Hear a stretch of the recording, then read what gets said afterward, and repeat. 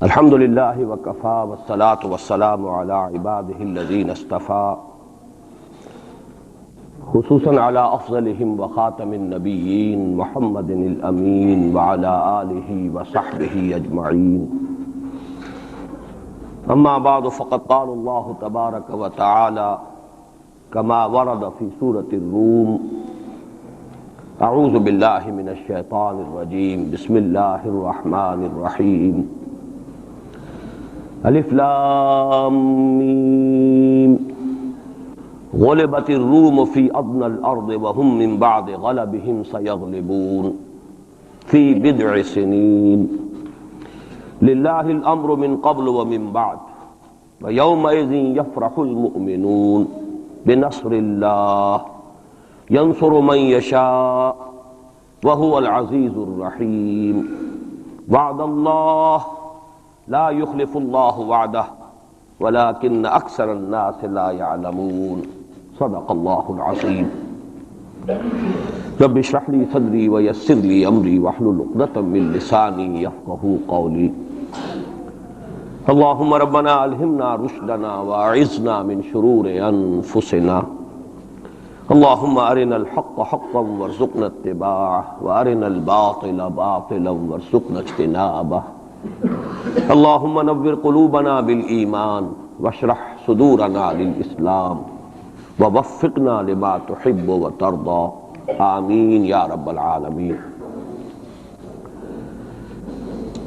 یہ کہنے کی ضرورت نہیں ہے کہ قرآن حکیم کوئی تاریخ کی کتاب نہیں ہے، یہ کتاب ہدایت ہے۔ اس کا اصل موضوع ہے انسان کی رہنمائی۔ اس رہنمائی میں ذہنی اور فکری رہنمائی بھی شامل ہے، عملی رہنمائی بھی شامل ہے، پھر عملی رہنمائی میں انفرادی سطح پر بھی اجتماعی سطح پر بھی، لیکن یہ مختلف گوشے ہیں ہدایت کے، رہنمائی کے۔ باقی جتنے علوم ہیں وہ چاہے وہ فزیکل سائنسز کا دائرہ ہو اور چاہے سوشل سائنسز کا دائرہ ہو، سوشل سائنسز کا ظاہر بات ہے کہ معاملہ زیر بحث آیا ہے، اس لیے کہ اس کا تعلق انسان کی عملی زندگی سے ہے، معاشیات ہیں، سیاسیات ہیں، معاشرتی مسائل ہیں، تو یہ تو ہدایت کے موضوعات ہیں اور انہی سے پھر سوشل سائنسز میں بحث ہوتی ہے۔ جہاں تک فزیکل سائنسز کا تعلق ہے وہ بنیادی طور پر قرآن کا موضوع نہیں ہے، لیکن کہیں کہیں فینومینا آف دی نیچر کا جو حوالہ آیا ہے تو ظاہر بات ہے کہ وہ حوالہ غلط تو نہیں ہو سکتا، اللہ کا کلام ہے۔ بہرحال اس وقت کہنے کی بات یہ ہے کہ قرآن مجید کتاب ہدایت ہے، یہ تاریخ کی کتاب نہیں ہے۔ یہاں تک کہ انبیاء اور رسل اور ان کی قوموں کے جو حالات قرآن میں بیان ہوئے ہیں کہا جا سکتا ہے یہ تاریخ ہے۔ حضرت نوح علیہ السلام، حضرت ہود علیہ السلام، حضرت ابراہیم علیہ السلام، ان کے حالات و واقعات یقیناً تاریخ کا جز ہے۔ لیکن یہ نوٹ کیجئے کہ قرآن حکیم میں ایک تو یہ کہ بہت سے انبیاء اور رسل کے واقعات کا تذکرہ بار بار آیا ہے، تکرار کے ساتھ، اعادے کے ساتھ، اگرچہ اس میں تکرار محض نہیں ہے، سیاق و سباق کا فرق ہوتا ہے کہ کس جگہ پر کیا مسئلہ زیر بحث ہے، تو مختلف جو انبیاء اور رسولوں کی تاریخ ہے ان کے بھی اس پہلو کو وہاں لے آیا جائے گا جو خاص اس سیاق و سباق سے متعلق ہو۔ لیکن دوسری بات یہ کہ وہ بھی تاریخی ترتیب کے ساتھ قرآن میں بیان نہیں ہوئے۔ اس کے لیے ہمیں تورات جو ہے وہ مدد دیتی ہے کہ تورات میں جو بھی تاریخ آئی ہے انبیاء کی وہ ایک ترتیب کے ساتھ آئی ہے، تاریخی اس کے اندر ترتیب موجود ہے۔ قرآن مجید میں وہ تاریخی ترتیب نہیں ہے۔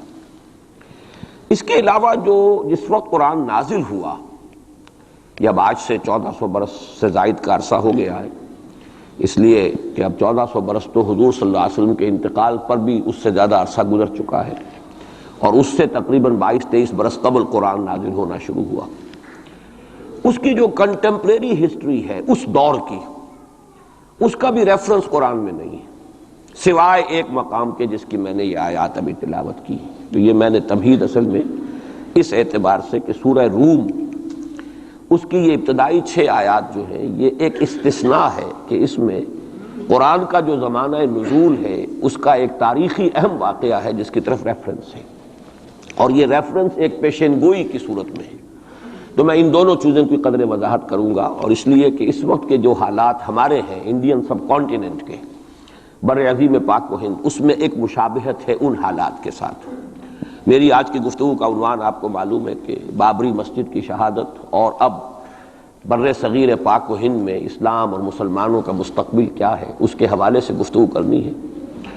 میرا اب تک کا تجربہ یہ ہے کہ جب بھی میں نے کسی بھی اپنے زمانے کے حالات کے بارے میں غور کرنا شروع کیا اور مجھے تلاش ہوتی ہے کہ کہیں کوئی حوالہ، کوئی مشابہت کسی درجے میں، اس لیے کہ ایک مقام پر قرآن مجید میں آیا فیہ ذکرکم، اس میں تمہارا ذکر موجود ہے۔ اب اگرچہ اس کی تعبیرات مختلف ہیں، تمہارے حصے کا ذکر، تمہارے حصے کی نصیحت، لیکن ذکر کا ایک مفہوم وہ بھی ہے کہ تمہارا ذکر ہے۔ اور ایک حدیث نبوی میں بڑی وضاحت کے ساتھ ہے، بڑی وہ عظیم حدیث ہے، حضرت علی رضی اللہ تعالیٰ عنہ سے مروی ہے۔ قرآن مجید کی عظمت کے بیان میں سمجھتا ہوں کہ جامع ترین حدیث وہی ہے۔ حضرت علی فرماتے ہیں کہ حضور نے ارشاد فرمایا انہا ستکون فتنۃ، ان قریب ایک بہت بڑا فتنہ رونما ہوگا۔ تو حضرت علی فرماتے ہیں کہ اس پر میں نے سوال کیا، قلت مل مخرج منہا یا رسول اللہ، اے اللہ کے رسول یہ بتائیے کہ اس فتنے سے نکلنے کا راستہ کون سا ہوگا۔ یہ بہت اہم نقطہ ہے کہ یہاں حضرت علی نے یہ نہیں پوچھا، اگر ہم ہوتے تو ہم تو سقراط اور بقراط ہیں نا، تو ہمارا تو معاملہ ہوتا ہے معلومات اور علمیات سے متعلق، ہم پوچھتے کب ہوگا، کیوں ہوگا، کدھر سے ہوگا، کیا ہوگا۔ یہ سارے سوالات جو ہیں کہ وہ فتنہ کب ہوگا، کدھر سے آئے گا، کیوں آئے گا، کیسے آئے گا، کیا اس کے حالات ہوں گے، کیا تفاصیل ہوں گی، یہ سب در حقیقت صرف پہلے ہی انداز ٹھیک تھا۔ یہ ساری چیزیں جو ہیں ان کا تعلق ہے معلومات سے۔ عملی مسئلہ کیا ہوتا ہے، اس سے نکلنے کا راستہ کون سا ہوگا۔ لہذا حضرت علی نے یہ نہیں پوچھا فتنہ کب ہوگا، کدھر سے ہوگا، کیوں ہوگا، کیسے ہوگا، بلکہ جو عملی اعتبار سے اہم سوال تھا مل مخرج منہا یا رسول اللہ، اے اللہ کے رسول یہ بتائیے اس سے نکلنے کا راستہ کون سا ہوگا۔ مخرج آپ دیکھتے ہوں گے آج کل ہوائی جہازوں میں بھی لکھا ہوتا ہے، ایگزٹ جو ہوتا ہے، ایمرجنسی ایگزٹ، مخرج، نکلنے کا راستہ۔ تو حضور نے فرمایا کتاب اللہ، اس فتنے سے نکلنے کا راستہ اللہ کی کتاب ہے۔ فیہ نبأ ما قبلکم وخبر ما بعدکم وحکم ما بینکم۔ یہ طویل حدیث ہے، میں صرف 3 ٹکڑے اس کے سنا رہا ہوں کہ قرآن مجید کی تعریف بیان کرتے حضور نے فرمایا اس میں تم سے پہلے کے لوگوں کے حالات بھی ہیں، تمہارے بعد میں جو حالات آنے والے وہ بھی ہیں، اور تمہارے مابین جتنے بھی اختلافات پیدا ہوں گے ان سب کا فیصلہ بھی ہے۔ فیہ نبأ ما قبلکم وخبر ما بعدکم وحکم ما بینکم۔ یہ کیا ہو کر دیتے ہو، ٹھیک ٹھاک تھا معاملہ۔ تو یہ نوٹ کر لیجئے کہ اس حوالے سے میرا تجربہ یہ رہا ہے کہ جب بھی کبھی میں کسی وقتی موضوع پر غور کرتا ہوں تو مجھے کہیں نہ کہیں، آج تک ایسا نہیں ہوا ہے کہ مجھے قرآن مجید کے کسی مقام سے اس میں کوئی رہنمائی نہ ملی ہو، چاہے وہ ایک یوں کہیے کہ ضمنی انداز میں بات ہوتی ہے، جزوی ہوتی ہے، ایگزیکٹلی تو وہ حالات آج نہیں ہے، 1400 برس کا فصل ہے، لیکن یہ مقام اصل میں مجھے محسوس ہوا کہ اس کی ہماری اس وقت کی جو صورتحال ہے بر عظیم پاک و ہند کی، اس کے حوالے سے اس میں بڑی مشابہت موجود ہے۔ تو سب سے پہلے میں چاہتا ہوں کہ ان آیات کا ترجمہ اور یہ کہ اس وقت جو حالات تھے کہ جن میں یہ آیات نازل ہوئیں ان کا ایک آپ کے سامنے تصور آ جائے۔ الف لام میم یہ تو حروف مقطعات ہیں، 4 مکی صورتوں کے شروع میں آئے ہیں، 2 مدنی صورتوں کے۔ سورہ بقرہ الف لام میم سے شروع ہوتی ہے، سورہ آل عمران یہ مدنیات ہیں۔ مکیات سورہ عنکبوت، سورۃ الروم جس کی یہ ابتدائی آیات ہیں، پھر سورہ لقمان، پھر سورہ سجدہ۔ تو یہ 6 آیتیں جو ہے سورہ روم کی، الف لام میم غلبت الروم فی ادنی الارض، مغلوب ہو گئے رومی قریب کی سرزمین میں، ادنا قریب کا، دنا کہتے ہیں قریب کھونے کو، رومی مغلوب ہو گئے قریب کی سرزمین میں۔ اب اس کی تھوڑی سی وضاحت ضروری ہے، اور یہ تھوڑا سا جغرافیے کا نقشہ ذہن میں لے آئیے۔ جزیرہ نما عرب جو ہے وہ آپ کو معلوم ہے، اس کے جنوب میں اور دونوں طرف سمندر ہے، ادھر بحر احمر ہے مغرب میں، مشرق میں خلیج فارس یا خلیج عربی جو بھی اس کو کہیں، جنوب میں بحر ہند ہے، بحر عرب ہے۔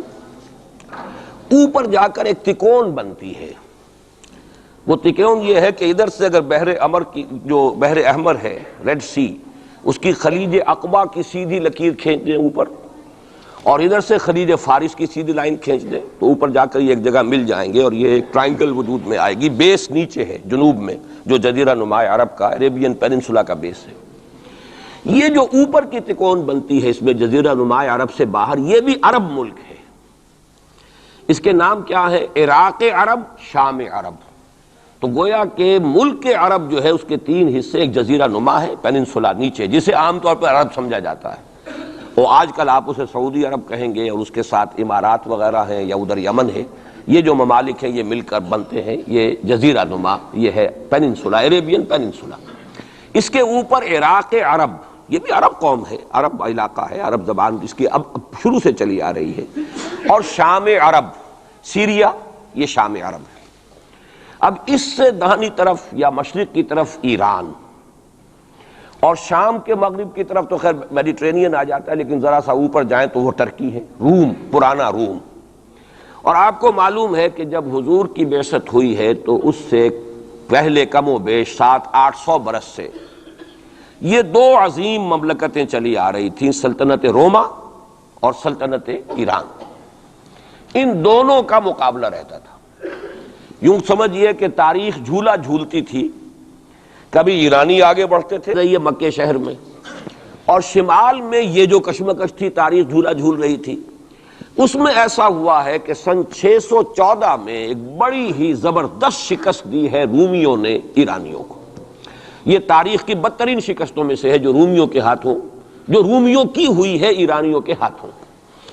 اب ایرانی چونکہ تھے آتش پرست مشرک تھے، اور یہ تھے حضرت عیسیٰ کے نام لیوا، ان کی کچھ نہ کچھ مناسبت مسلمانوں سے جڑتی تھی، اس لیے کہ حضور صلی اللہ علیہ وسلم حضرت عیسیٰ علیہ السلام کے ماننے والے، انہیں اللہ کا پیغمبر ماننے والے، تو یہ جو ایک ایسوسییشن تھی اس کی وجہ سے بغلیں بجائیں مشرکین مکہ نے کہ دیکھو ہمارے جو ساتھی ہیں ایرانی آتش پرست وہ جیت گئے، اور تمہارے جو کیمپ، ایک ہی کیمپ سمجھ لیجئے، تمہارا بہرحال ان سے کچھ نہ کچھ تعلق ہے، تو حضرت مسیح کے ماننے والے اور تورات کے ماننے والے وہ شکست کھا گئے۔ اور شکست بھی ایسی تھی کہ یروشلم سے یہ نکلے ہیں، بھاگے ہیں رومی۔ ہرقل اس وقت وہ ایمپرر تھا، ہیرکلیس، اور ایلیا جو ان کا کہلاتا ہے یروشلم میں وہ ہیکل، اس سے جو ان کی بڑی صلیب تھی وہ بھی وہاں سے لے گئے وہ، اور گویا کہ ان کے لیے تو سمجھیے کہ یہ مذہبی اعتبار سے ایک موت تھی کہ ان کی مذہبی علامت، ان کے لیے شاعر جو ہے ان کے مذہبی، ان میں سب سے مقدس شے جو تھی وہ بھی ایرانی وہاں سے لے گئے۔ اور بہت ہی زبردست شکست ہوئی ہے اس وقت رومیوں کو، ہیرکلیس کو۔ اس پر جو بغلیں بجی مشرکین مکہ نے، جو اس پر خوشیاں منائی، مسلمانوں کو ایک طرح سے یوں سمجھیے کہ انہیں ستانے کے لیے، چڑھانے کے لیے، دیکھو وہ جیت گئے، اسی طرح تمہارا بھی قلع کما ہو جائے گا، تمہاری بھی کوئی بنیاد، لستم علی شیء، تمہاری بھی کوئی حقیقت نہیں ہے، جیسے رومی جو ہے وہ شکست کھا گئے، تم بھی ختم ہو جاؤ۔ اس وقت یہ آیات نازل ہوئی ہیں، اور یہ آیات اب پیشن گوئی کی صورت میں نازل ہوئی ہیں مسلمانوں کی دلجوئی کے لیے۔ ان کا جو مورال اس وقت گر رہا تھا مکے کے مسلمانوں کا، ابھی ہجرت نہیں ہوئی ہے، ابھی تو یہ مکے ہی میں معاملہ چل رہا ہے۔ 610 میں حضور پر وحی کا آغاز ہوا ہے، گویا کہ یہ 5واں برس ہے نبوت کا، ابھی ہجرت سے 7 سال پہلے کی بات ہو رہی ہے یہ جو مکے کے اندر جو صورتحال ہے۔ تو وہاں انہیں خبر دی گئی، الف لام میم غلبت الروم فی ادنی الارض، قریب کی سرزمین میں، اب یہ جزیرہ نما سے قریب ہے یہ پورا علاقہ شام کا، عراق کا، رومی مغلوب ہو گئے، رومیوں کو شکست ہو گئی۔ وَهُمْ مِنْ بَعْدِ غَلَبِهِمْ سَيَغْلِبُونَ، اور وہ اپنی اس مغلوبیت کے بعد پھر غالب آ جائیں گے۔ یہ پیشن گوئی ہے کہ یہ صورتحال مستقل نہیں ہے، یہ عارضی سی بات ہے، اس پر بغلیں نہ بجاؤ، اس پہ خوشیاں نہ مناؤ، اور اے مسلمانوں تم دل گرفتہ نہ ہو، رنجیدہ نہ ہو، بلکہ یہ عارضی بات ہے۔ غلبت الروم فی ادنی الارض وَهُمْ مِنْ بَعْدِ غَلَبِهِمْ سَيَغْلِبُونَ فِي بِضْعِ سِنِينَ، تعین کے ساتھ یہاں پر معین کر دیا ہے اللہ نے کہ بضع سنین میں، چند سالوں میں، لیکن بضع کے لفظ کا اطلاق ہوتا ہے عربی زبان میں 3 سے لے کر 9 تک پر، 10 سے کم 3 سے زائد، یہ بضع ہے۔ فی بضع سنین، ان سالوں کے اندر یہ پلٹا کھا جائیں گے حالات، ٹیبل ول بی ٹرنڈ، اور پھر جو ہے رومیوں کو فتح حاصل ہو جائے گی۔ یہ پیشن گوئی ہے۔ میں اب یہاں اس حوالے سے ذرا 2 باتیں کہہ دوں پھر آگے چلوں گا۔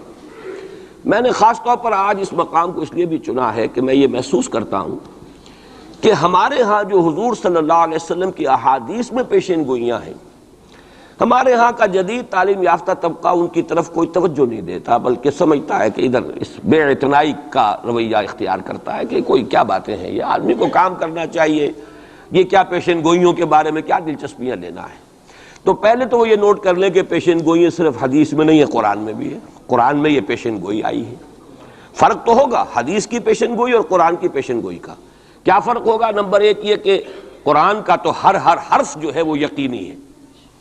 حدیث کے بارے میں یہ ہو سکتا ہے روایت بالمعنی ہو، روایت کرنے میں کوئی لفظ تھوڑا بہت بدل گیا ہو، پھر حدیث کی سند کیا ہے، وہ صحیح بخاری کی ہے، صحیح مسلم کی ہے، اس کا استناد کا پایا کیا ہے، درجہ کیا ہے، جبکہ قرآن مجید کا ہر حرف جو ہے وہ مستند ہے، بلا لا ریب فیہ کا مصداق ہے۔ یہ فرق تو ہوں گے۔ اور دوسرا فرق بہت اہم یہاں ہے کہ یہاں سالوں کا تعین کر دیا گیا ہے، یعنی زیادہ سے زیادہ 9 برس کے اندر اندر یہ صورتحال بدل جائے گی۔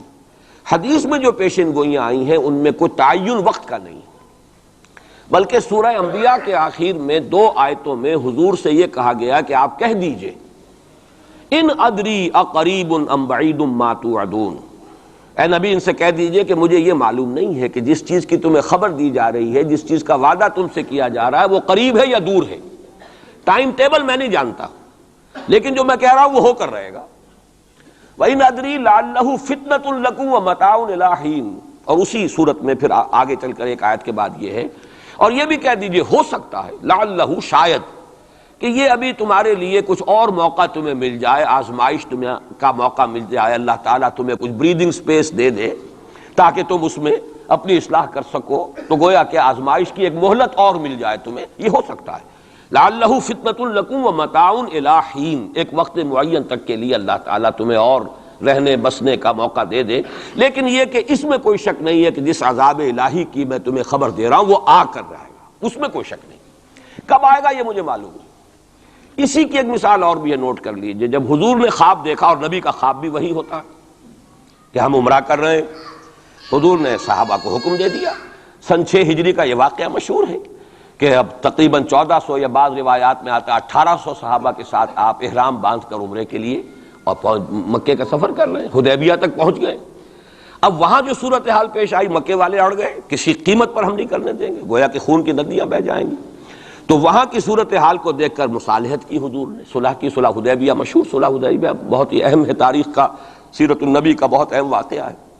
اس پر بعض لوگوں کے ذہنوں میں یہ اشکال پیدا ہوا کہ حضور نے تو کہا تھا کہ میں نے خواب دیکھا ہے، اور نبی کا خواب تو وہی ہوتا ہے، اور ہم اس وقت جا رہے ہیں بغیر عمرہ کیے، تو گویا کہ ایک وسوسہ تو آ سکتا ہے، بڑے سے بڑے آدمی کے ذہن میں آ سکتا ہے۔ اور صحابہ کرام تو آ کر حضور سے کہتے بھی تھے کہ حضور بذا اوقات ہمیں اپنے دل میں ایسی باتیں بھی محسوس ہوتی ہیں کہ زبان پر لانے سے ہم زیادہ بہتر سمجھتے ہیں کہ ہمیں زندہ آگ میں جلا دیا جائے، یعنی ایسے وسوسے بھی ہمارے دل میں آ جاتے ہیں، دماغ میں آ جاتے ہیں۔ تو حضور نے فرمایا کیا واقعی تم ایسا محسوس کرتے ہو کہ اس بات کو زبان پر لانے سے بہتر ہے کہ ہمیں زندہ جلا دیا جائے؟ عرض کیا جی ہاں یہ تو ہمارا، فرمایا ذاک ایمان، یہی تو ایمان ہے۔ شیطان وسوسہ اندازی کرے گا، لیکن جب تمہارا یہ احساس ہے کہ یہ بات اتنی بری ہے کہ مجھے زندہ جلا دیا جائے، یہ میرے لیے اہون ہے، ہلکا ہے بنسبت اس کے کہ میں اس بات کو زبان پر لاؤں، تو ثبوت ہے کہ ایمان موجود ہے۔ ریئیکٹ کا کون سی شے کر رہی ہے اس کے خلاف جو رد عمل پیدا ہوا وہ ایمان سے ہے نا، تو یہ تو پھر ایمان کا ثبوت ہے، یہ آپ نے اطمینان دلایا۔ تو وسوسے بعض صحابہ کے ذہنوں میں یہ بھی پیدا ہوئے، تو حضور نے فرمایا تھا کہ میں نے کہا تھا کہ ہم کریں گے عمرہ، لیکن میں نے یہ کب کہا تھا کہ اسی سال ضرور کریں گے۔ گویا کہ ٹائم ٹیبل میں فرق ہو سکتا ہے، یعنی جہاں تک اللہ کا فرمان ہے اس میں ٹائم ٹیبل کا بھی فرق نہیں ہوگا، ناممکن ہے، لیکن نبی کی پیشین گوئیوں میں یا خبروں میں ٹائم ٹیبل کے اندر فرق واقع ہو سکتا ہے کہ اس سال نہیں ہوا، اگلے سال پھر اس کو عمرہ قضا کہتے ہیں۔ قریش نے یہ مان لیا تھا کہ اس سال تو آپ جائیے، ہماری پریسٹیج جو ہے وہ اسی طرح قائم رہتی ہے، ورنہ تو گویا کہ ہم بالکل ہی آپ کے سامنے بچ گئے اور ہم نے گویا کہ بالکل ہی شکست مان لی۔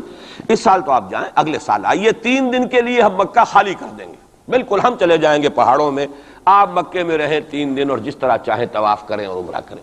بہرحال اگلے سال پھر وہ عمرہ ہوا، اسے عمرہ قضا کہتے ہیں۔ یہ بھی میں نے مثال دی ہے کہ ٹائم ٹیبل کا جہاں تک تعلق ہے، حضور کی دی ہوئی پیشین گوئیاں جو ہیں اس کے بارے میں ہم تعین نہیں کر سکتے کہ یہ کب ہوگا، گمان کر سکتے ہیں، اندازہ ہو سکتا ہے، لیکن تعین نہیں۔ جبکہ یہاں یہ ہوا فی بضع سنین، الف لام میم غلبت الروم فی ادنی الارض وہم من بعد غلبہم سیغلبون فی بضع سنین، چند سالوں کے اندر اندر۔ اب اس پر یہ واقعہ بھی آپ نوٹ کر لیجئے کہ حضرت ابو بکر رضی اللہ تعالی عنہ نے انہی آیات کی بنا پر ایک شرط کر لی ایک کافر سے، مشرکین مکہ کے سرداروں میں سے ایک سے، کہ 3 سال کی شرط انہوں نے لگا دی، کم سے کم مدت جو ہوتی بضع کی 3 سال، کہ 3 سال کے اندر اندر اگر یہ صورتحال تبدیل نہ ہوئی تو میں 100 اونٹ تمہیں دوں گا، اور اگر قرآن کی پیشن گوئی درست ہو گئی تو تم 100 اونٹ مجھے دو گے۔ اور اس وقت تک اس طرح کی شرط لگانا ابھی حرام نہیں ہوا تھا، چونکہ شریعت کے احکام تفصیلی تو آئے نہیں تھے، ابھی تو نہ شراب حرام تھی نہ جوا حرام تھا، تو اس طرح کی شرط لگانا کس طرح کوئی حرام والی بات تو تھی نہیں۔ لیکن حضور نے فرمایا کہ نہیں ابو بکر یہ تم نے غلطی کی، جب بضع کا اطلاق 3 سے 9 تک پر ہوتا ہے تو تم 9 سال کی کرو، تم اونٹوں کی مقدار بڑھا دو، لیکن کہو کہ یہ 9 سال کی مدت جو ہے اس کے اندر اندر یہ معاملہ ہوگا، اس لیے کہ بضع قرآن مجید کا لفظ جو ہے وہ عربی زبان میں کم سے کم اقل مدت 3 برس ہے، لیکن یہ کہ اس کی اکثر مدت 9 برس ہے۔ تو حضرت ابو بکر نے وہ بدلا، اور ٹھیک 9 سال بعد وہ صورتحال پیش آ گئی۔ اور یہ عجیب ہے تاریخ کا واقعہ، ہرقلیس کی یہ جو فتح ہے یہ بھی بڑی ہی معجزانہ تھی۔ وہ جو ڈائریکٹ روٹ تھا جس سے کہ ہمیشہ ان کی جنگیں ہوتی تھیں، یعنی اس کے ترکی کے مشرقی علاقے سے آ کر رومی جو ہے پھر میدان جنگ کو اختیار کریں، بحیرہ کیسپین کا راؤنڈ دے کر پہاڑی جو یہ علاقہ ہے اس کے پیچھے سے آ کر اس نے حملہ کیا ہے، اور ایک دم اچانک جو ہے ایرانیوں کو گویا کہ سرپرائز اٹیک کیا ہے۔ لیکن پھر یہ کہ شکست فاش ہوئی ایرانیوں کو، دوبارہ پھر جو ہے وہ یروشلم پر اس کا قبضہ ہو گیا۔ اس نے منت مانی تھی کہ اگر یروشلم دوبارہ فتح ہو جائے ہمارے ہاتھوں تو میں حمص سے لے کر اور یروشلم تک پیدل جاؤں گا، اور وہاں جا کر جو ہے شکرانے کی نماز ادا کروں گا، چونکہ وہ پھر صلیب انہیں دوبارہ واپس مل گئی، صلیب کو دوبارہ ریسٹور کرنا تھا اسی جگہ پر جا کر، تو پیدل چل کر یہ آیا ہے۔ اور تاریخ میں نوٹ کر لیجیے جب یہ پیدل چل کر آیا تھا اسی وقت، اب زمانہ کافی گزر چکا تھا، تو پھر جو حضور کا نامہ مبارک گیا ہے سن 7 ہجری میں، یہ وہ زمانہ ہے جبکہ یروشلم وہ آیا ہوا تھا، اور اس وقت پھر ابو سفیان کو بلا کر، اس وقت تک وہ ایمان نہیں لائے تھے، حضور کے نامہ مبارک پر پھر ہرقلیس نے پھر سوال جواب کیے اور معلومات حاصل کی ہیں، کون شخص ہے، کیسا ہے، حسب نسب کیسا ہے، اس کا کردار کیسا رہا ہے، کون لوگ اس پر ایمان لا رہے ہیں، جو ایمان لاتے ہیں ان میں سے کوئی واپس بھی جاتا ہے کہ نہیں جاتا، کوئی مرتد بھی ہوتا ہے۔ بڑا ذہین انسان تھا، بڑا عالم و فاضل انسان تھا، پہچان چکا تھا کہ یہ وہی نبی ہے جن کا ہم انتظار کر رہے ہیں۔ لیکن وہ یہ چاہتا تھا کہ جیسے قسطنطین نے اس وقت یہ کیا تھا کہ وہ جب اس نے مذہب بدلا ہے، عیسائیت اختیار کی، تو پوری مملکت جو ہے عیسائی ہو گئی، تو نظام انٹیکٹ رہا، وہی ان کا بادشاہت کا نظام قائم رہا۔ چاہتا تھا کہ میرے یہ تمام کے تمام نائبین سلطنت اور جتنے بھی بطاریق ہیں، یہ بطریق پیٹریارکس، یہ سب کے سب بھی میرے ساتھ اسلام قبول کر لیں۔ اور سارا یہ اس نے جو سوال جواب کیا تھا ابو سفیان سے، اسی لیے کیا تھا کہ سارے درباری قائل ہوتے چلے جائیں کہ واقعی یہ نبی سچا ہے۔ لیکن اس کی امید کے برعکس ہوا، ریئیکشن بڑا شدید ہوا ان کے وہ پادریوں میں اور ان کے جو پیٹریارکس تھے ان میں، تو پھر وہ بھی محروم رہ گیا۔ سلطنت کی بیڑی اس کے پاؤں میں پڑی رہ گئی، زنجیر پڑی رہ گئی، وہ اسلام سے محروم رہ گئی۔ بہرحال اب یہاں نوٹ کیجئے کہ 9 برس بعد 623 عیسوی میں اس کو فتح حاصل ہو گئی۔ حضرت عمر نے وہ 100 اونٹ حاصل کیے، اگرچہ حضور نے پھر اس کے بارے میں حکم دیا کہ اسے صدقہ کر دو، اس کو اب تم اپنے ذاتی استعمال میں نہ لاؤ، صدقہ کر دو۔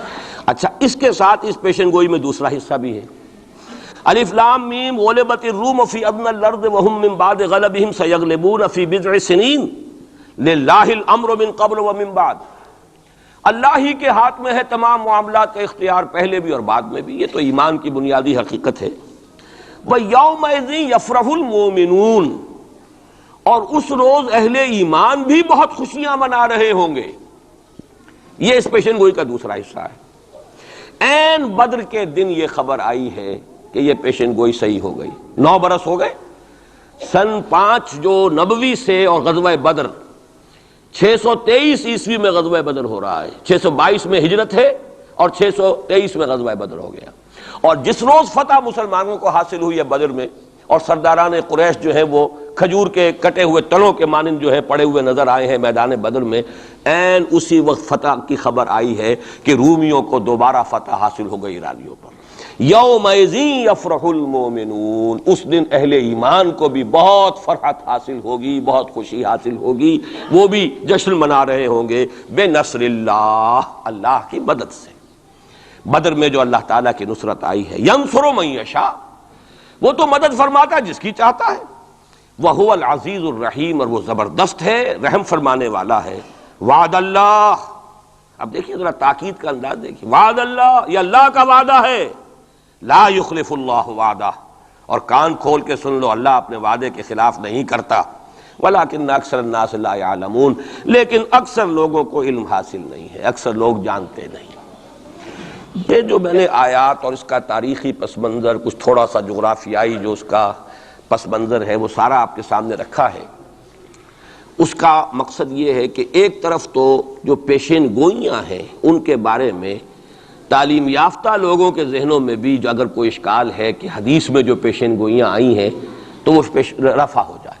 ہمارے نزدیک قرآن اور حدیث میں کوئی فرق نہیں، قرآن بھی ہمیں محمد کے ذریعے ملا صلی اللہ علیہ وسلم، مجھ پر تو نازل نہیں ہوا، کسی اور پر نازل نہیں ہوا، ابو بکر پر نازل نہیں ہوا، نازل تو محمد پر ہوا صلی اللہ علیہ وسلم، وہ بھی آپ کی زبان مبارک سے ہمیں عطا ہوا ہے، آپ سے لیا ہے صحابہ نے، صحابہ سے تابعین نے، تابعین سے تبع تابعین نے، اور اس کے لیے ریٹن ورڈ ذریعہ نہیں بنا ہے، اصل جو ہے یہ اسپوکن، زبان سے زبان، اور اصل شے آج بھی جو ہے وہ قرات ہے قرآن کی، قرات اور قرات کا فن جو ہے یہ ہے اصل اس کے لیے حجت۔ یہ لکھنے کا معاملہ جو ہے وہ بھی تھا، اس کے بعد حضرت ابو بکر کے زمانے میں اس کو ایک کتاب کی شکل میں بھی جمع کر دیا، پھر حضرت عثمان نے اس کو ایک رسم الخط پر بھی تمام امت کو جمع کر دیا، یہ بھی بڑی قیمتی چیزیں ہیں۔ لیکن اصل جو ہے میڈیم قرآن مجید کا منتقل ہونا کہ قلب محمد پر نازل کیا جبرائیل نے، انہ نزلہ علی قلبک، پھر لسان محمد سے صلی اللہ علیہ وسلم حاصل ہوا صحابہ کو، پھر صحابہ کی زبانوں سے، پھر یہ تابعین کو، تبع تابعین کو، تو یہ منتقل ہوتا آ رہا ہے۔ اور ہمارے ہاں جو فن قرات ہے اس میں باقاعدہ سند ہوتی ہے، جیسے فن حدیث میں سند ہے، آپ کس سے پڑھ رہے ہیں، اس نے کس سے پڑھی، اس نے کس سے پڑھی، سند چلے گی۔ اسی طریقے سے فن قرات میں سند ہے، جو ہمارے ہاں قراء ہوتے ہیں ان کا تعلق جو ہے وہ جڑ جائے گا اسی دور صحابہ کے قراء کے ساتھ۔ بہرحال اس وقت جو میں عرض کر رہا تھا کہ قرآن اور حدیث میں یہ فرق نہیں ہے، دونوں چیزیں محمد کی ادا کرنا، اور ہمیں معلوم ہے کہ حضور کو وحی صرف قرآن کی شکل میں نہیں ہوئی ہے، وحی خفی بھی ہوئی ہے، بہت سی باتیں اللہ تعالیٰ دل میں ڈالتا تھا، حضور کا خواب بھی وحی ہے، اس اعتبار سے وہ وحی خفی جس کو ہم کہتے ہیں اس پر بھی ہمارا ایمان ہے۔ البتہ فرق کیا ہے، جیسا کہ میں عرض کر چکا، یہ لفظ بلفظ محفوظ ہے، حرف بحرف، بلکہ لفظ بھی بڑی شے ہے، حرف بحرف محفوظ ہے، وہاں یہ ہے کہ اس طرح کی حفاظت کا جو ہے وہ دعویٰ نہیں ہے۔ نمبر دو یہ کہ یہاں جو شے ہے وہ اپنے ٹائم ٹیبل کے حوالے سے بھی قطعی ہوگی، وہاں یہ ہے کہ ٹائم ٹیبل کا ہم تعین نہیں کر سکتے، جبکہ قرآن مجید ہی کی 2 آیات آپ کو محکم سنا چکا ہوں، ان ادری اقریب ام بعید ما توعدون، نبی کہہ دیجئے مجھے نہیں معلوم، جو کچھ تم سے وعدہ کیا جا رہا ہے وہ قریب ہے یا دور ہے، وَإِنْ أَدْرِي لَعَلَّهُ فِتْنَةٌ لَكُمْ وَمَتَاعٌ إِلَىٰ حِينٍ، اور میں نہیں جانتا، ہو سکتا ہے کہ ابھی تمہیں اللہ ایک مہلت اور دے دے، اور ابھی تمہیں اور رہنے بسنے کا موقع دے دے، تاکہ تمہیں ایک مہلت آزمائش مزید مل جائے۔ اب جو میں ذرا صرف حوالہ دوں گا، اس وقت تفصیل میں جانے کا موقع نہیں ہے، اس لیے کہ گزشتہ سال اس پہ تفصیل سے کئی جمعوں میں یہاں گفتگو کر چکا ہوں۔ قرب قیامت کی جو پیشین گوئیاں محمد الرسول اللہ صلی اللہ علیہ وسلم نے ہمیں دی ہیں، ان کو نوٹ کر لیجئے کہ وہ 2 قسم کی ہیں۔ ایک تو خاص خرق عادت واقعات جو قرب قیامت سے زمانے میں ہوں گے، سورج کا مغرب سے نکلنا اور اسی طرح کی دوسری اور علامات ہیں۔ ایک تو وہ علامات ہیں جن کو ہم کہتے ہیں علامات قیامت، اس میں پوری کتابیں لکھی گئی ہیں، غالباً شاہ رفیع الدین رحمۃ اللہ علیہ دہلوی جو ہیں ان کی پوری کتاب اس کے اوپر موجود ہے، اس لیے کہ احادیث میں اس کی بڑی جو واضح نشانیاں ہیں وہ دی گئی۔ ایک یہ ہے کہ قیامت سے متصلاً قریب کے زمانے کے کچھ تاریخی واقعات کا تذکرہ ہے۔ یہ ہیں 2 چیزیں کہ جن کو میں نے کافی پچھلے دنوں یہاں بیان کیا ہے، اس وقت میں صرف اس کا حوالہ دینا چاہتا ہوں، اور وہ حوالہ کیا ہے؟ پہلی بات یہ ہے کہ احادیث نبویہ سے صراحت کے ساتھ ثابت ہے کہ قیامت سے قبل پورے کرۂ ارضی پر اللہ کا دین اسی طرح غالب ہوگا جیسے کہ حضور کے دست مبارک سے آپ کی اپنی حیات طیبہ کے دوران جزیرہ نما عرب میں غالب ہو گیا تھا۔ یہ قطعی بات ہے۔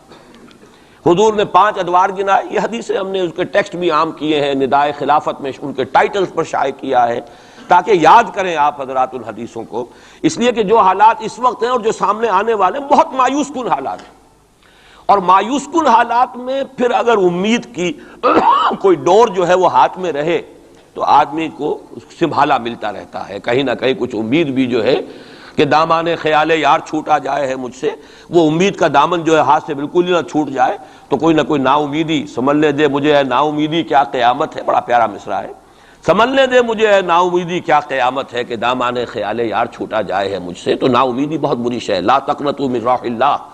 اس اعتبار سے جو حالات امیڈیٹلی اس وقت سامنے ہیں اور جو آ رہے ہیں وہ نہایت مایوس کن، نہایت تکلیف دہ، ان میں ضرورت ہے کہ یہ جو ہمارے لیے کچھ امید افزا خبریں اور پیشن گوئیاں ہیں ان کو بڑے پیمانے پر عام کیا جائے، تاکہ لوگ جو ہیں اس کے حوالے سے اپنے حوصلوں کو، اپنے امنگوں کو، ولولوں کو کچھ برقرار رکھ سکیں اور ان میں کچھ کام کرنے کا جذبہ، اس لیے کہ ایسے لوگ کم ہوتے ہیں اور اللہ تعالیٰ سے دعا کرتا ہوں کہ اللہ تعالیٰ مجھے ان میں شامل کر دے، آپ کو بھی شامل کرے۔ ایسے لوگ ہوتے ہیں کم کہ جو بالکل حالات سے اپنا تعلق منقطع کر کے، مائنس ہے یا پلس ہے اور پازیٹیو ہے یا نیگیٹو ہے، اس سے بالکل منقطع کر کے اپنے احساس فرض کے تحت کام کرے، میرا تو فرض ہے مجھے کرنا ہے، بات ختم ہو گئی۔ کیا حالات ہیں، کیا امیدیں ہیں، کیا کیلکولیشنز ہیں، کیلکولیٹنگ مائنڈ سے انہیں کوئی سروکار نہیں ہوتا، ہمیں اس سے بحث نہیں، کوئی نتیجہ نکل رہا ہے یا نہیں نکل رہا، یا نکل سکتا ہے یا نہیں نکل سکتا، کوئی امید ہے یا نہیں ہے۔ حضرت نوح علیہ السلام 950 برس تک دعوت دیے چلے جا رہے ہیں، کون سی امید تھی؟ آخری وقت تک کوئی امید بر نہیں آئی، کوئی امید تھی ہی نہیں۔ 950 برس کوئی تصور ہم نہیں کر سکتے، دعوت دے رہے، اس لیے کہ فرض ہے، آپ کے ذمہ ہے، آپ کو تو پہنچانا ہے۔ یا ایھا الرسول بلغ ما انزل الیک من ربک فإن لم تفعل فما بلغت رسالہ، اے رسول پہنچاتے رہو جو کچھ کے نازل کیا جا رہا ہے تم پر تمہارے رب کی طرف سے، تمہیں تو کرنا ہے۔ نتیجہ نکلے نہ نکلے، کو مانے نہ مانے، حالات بہتر ہوں یا اور بدتر ہو، اس سے بالکل لا تعلق۔ اس کو ہندی فلسفے میں ڈیٹیچمنٹ کہتے ہیں، اپنے آپ کو ایکشن جو ہے، ایکشن آدمی کر رہا ہے اپنے فرض کے تحت، اپنے آپ کو ڈیٹیچ کر لیجئے اس کے نتیجے سے۔ نتیجہ کو اچھا بھی نکلے تو خوشی بھی نہیں ہونی چاہیے، نتیجہ اگر کوئی برا نکلا تو افسوس بھی نہیں ہونا، یہ کوئی انتہا ہے، تھیوریٹیکل بات ہے۔ انسانی سطح پر تو یہی ہوگا کہ اچھا نتیجہ نکل رہا ہے تو کچھ نہ کچھ خوشی ہوتی ہے، فرحت ہوتی ہے، اطمینان ہوتا ہے، اور اگر کچھ دوسری صورت ہے تو پھر کچھ نہ کچھ رنج ہوتا ہے، افسوس ہوتا ہے۔ قرآن خود کہتا ہے فَلَعَلَّكَ بَاخِعٌ نَفْسَكَ أَلَّا يَكُونُوا مُؤْمِنِينَ، اے نبی کیا آپ اپنے آپ کو صدمے سے ہلاک کر لیں گے کہ یہ ایمان نہیں لا رہے؟ تو یہ صدمہ ہونا، رنج ہونا، دکھ ہونا، افسوس ہونا، یہ اپنی جگہ پر ہے۔ یا اگر کہیں کوئی کامیابی ہو جائے، حضرت عمر کے ایمان لانے کی خبر آئی تو حضور نے بھی نعرہ تکبیر بلند کیا، اب یہ ایک فوری تاثر ہے، ہونا چاہیے۔ آپ کو کسی چیونٹی نے کاٹا ہے کہیں سے تو فوراً ہاتھ آپ کا جو ہے وہ جنبش کھائے گا، یہ ریفلیکس ایکشن ہے، یہ ہوگا۔ لیکن ہندو فلسفی میں تو یہاں تک ہے کہ ڈیٹیچ کر لو اپنے آپ کو اس درجے کہ آپ کا اپنے ایکشن کے ساتھ، action for the sake of action, یا یوں کہیے کہ وہ اپنے مقصد کے تحت جو ہے آپ کام کر رہے ہیں۔ باقی یہ کہ کیا نتیجہ نکلتا ہے نہیں نکلتا ہے، امید افزا ہے یا مایوس کو، بالکل چھوڑ دیجیے۔ بہرحال اس کی ضرورت ہے، لیکن ایسے لوگ جیسا کہ میں نے عرض کیا ہوتے کم، اکثریت لوگوں کی ایسی ہوگی کہ جو کچھ نظر آتا ہو تو کچھ کام کرتے ہیں، کچھ حوصلہ بڑھتا ہے، پھر کچھ اور ہمت جو ہے بنتی ہے۔ اس حوالے سے میں کہتا ہوں کہ چونکہ جو موجودہ حالات ہیں اور مستقبل قریب میں جو حالات آ رہے ہیں وہ سخت مایوس کن ہیں، انہی کا بعد میں تذکرہ کروں گا۔ لیکن اس وقت جو ہے اگر ہم ان حدیثوں کو سامنے رکھیں گے کہ پہلی بات یہ کہ اس دنیا پر، پورے کرۂ ارضی پر دین کا غلبہ ہو کر رہے گا، دین حق اسی طرح نافذ ہوگا جیسے کہ حضور کے ہاتھوں نافذ ہوا ہے جزیرہ نما عرب۔ اور یہ جو گلوبل ڈومینیشن ہے اسلام کی، یہ ایک تو اس سے بھی ثابت ہے کہ 3 مرتبہ قرآن میں فرمایا گیا هو الذی ارسل رسولہ بالہدی ودین الحق لیظہرہ علی الدین کلہ۔ حضور کا مقصد بعثت ایکسکلوسیو شان ہے، یہ صرف آپ کی ہے، کسی اور نبی اور رسول کی نہیں ہے، کہ قرآن کہتا ہے غلبہ دین کے لیے بھیجا ہم نے، صرف تبلیغ کے لیے نہیں بھیجا۔ باقی تمام انبیاء صرف تبلیغ کے لیے آئے، تبلیغ، تذکیر، تبشیر، تذکیر، نصیحت، جو بھی کہیں، تعلیم، تزکیہ، لیکن غلبہ دین کا لفظ صرف محمد الرسول اللہ صلی اللہ علیہ وسلم کے بارے میں آیا، اور 3 مرتبہ آیا، کسی اور نبی کے لیے 1 مرتبہ بھی نہیں آیا۔ اور دوسری بات یہ بھی قرآن کے محکمات میں سے ہے کہ وَمَا أَرْسَلْنَاكَ إِلَّا كَافَّةً لِلنَّاسِ بَشِيرًا وَنَذِيرًا، ہم نے نہیں بھیجا ہے محمد آپ کو مگر تمام نوع انسانی کے لیے، پوری نوع انسانی کی۔ گویا کہ پورے عالم انسانیت پر غلبہ دین ہوگا تو بعثت محمدی کی تکمیل ہوگی، پورے عالم جب بھیجا گیا پورے عالم انسانی کے لیے۔ اس اعتبار سے بھی صغرا کبرا جوڑیے تو اس کا نتیجہ نکلتا ہے۔ باقی یہ کہ حضور نے وضاحت کے ساتھ وہ احادیث جو ہیں جیسے میں نے عرض کیا، میں نے بارہا آپ کو سنائی ہیں، حضور نے 5 دور گنوائے ہیں: دور نبوت، دور خلافت علی منہاج النبوہ، حدیث کا ٹیکسٹ میں بیان نہیں کر رہا وقت کی کمی کی وجہ سے، پھر دور ایسی ملوکیت کا جو کٹ کھنی ہوگی، ظالم کاٹ کھانے والی، پھر دور ایسی ملوکیت کا جو جبری ہوگی، یہ میرے نزدیک جو غلامی کا دور ہمارا گزر چکا ہے اور ابھی ہے، پارشلی ختم ہوا، پارشلی باقی ہے۔ براہ راست جو ہے ویسٹرن امپیریلسٹ پاورز جو ہیں وہ یہاں سے چلی گئی ہیں، ان کی فوجیں اب موجود نہیں ہیں ہمارے ہاں، لیکن یہ کہ ان کی تہذیب، ان کا تمدن، ان کا فکر، ان کے نظریات، ان کے فلسفے، ان کی سوچ، ان کا طرز بود و باش، انہی کا لباس، انہی کی صفت، یہ سب کچھ موجود ہے۔ اور ٹیکنالوجی میں، علم میں اور معاشیات میں ہم بالکل بھکاریوں کی طرح ان کے سامنے ہاتھ پھیلانے پر مجبور ہیں۔ تو وہ ختم نہیں ہوا چوتھا دور، بلکہ در حقیقت یہ کہ انٹرم پیریڈ ہے چوتھے اور 5ویں کے درمیان، اور 5واں آپ نے فرمایا ثم تکون خلافت علی منہاج النبوہ، پھر 5واں دور آئے گا خلافت علی منہاج النبوہ کا۔ اور اس وقت گویا کہ پوری جو یہ عالم انسانیت ہے یہ اس چوتھے اور 5ویں دور کے درمیان میں ہے، یہ ایک درمیان کا عرصہ ہے، نو مینز لینڈ کہہ لیجئے اس کو، یا یہ کہ برزخی یہ دور ہے۔ وہ جو دور تھا امپیریلزم کا، مغربی امپیریلزم، غیر مسلموں کی ہم پر حکومت، ملکن جبرین، اور وہ خلافت علی منہاج النبوہ۔ پھر وہ 2 حدیثیں حضرت ثوبان رضی اللہ تعالی عنہ سے جو کہ مسلم شریف میں مروی ہے کہ مجھے اللہ تعالیٰ نے ساری زمین سکیڑ کر دکھا دی، یہاں تک کہ میں نے اس کے سارے مشرق دیکھ لیے، سارے مغرب دیکھ لیے۔ وَإِنَّ أُمَّتِي سَيَبْلُغُ مُلْكُهَا مَا زُوِيَ لِي مِنْهَا، اور سن لو کہ میری امت کی حکومت ان تمام علاقوں پر قائم ہو کر رہے گی جو مجھے سکیڑ کر دکھا دیے گئے۔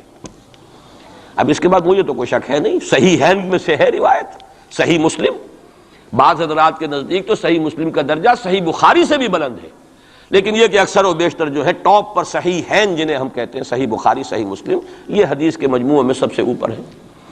اچھا، دوسری حدیث حضرت مقداد ابن اسود سے، لا يبقى على الارض بیت وبر ولا مدر الا ادخل اللہ فیہ کلمۃ الاسلام، اللہ تعالیٰ اس روئے ارضی پر ایک گھر نہیں چھوڑے گا، نہ اینٹ گارے کا بنا ہوا گھر، نہ کوئی کمبلوں کا بنا ہوا خیمہ جس میں اسلام کو داخل نہ کر دیں۔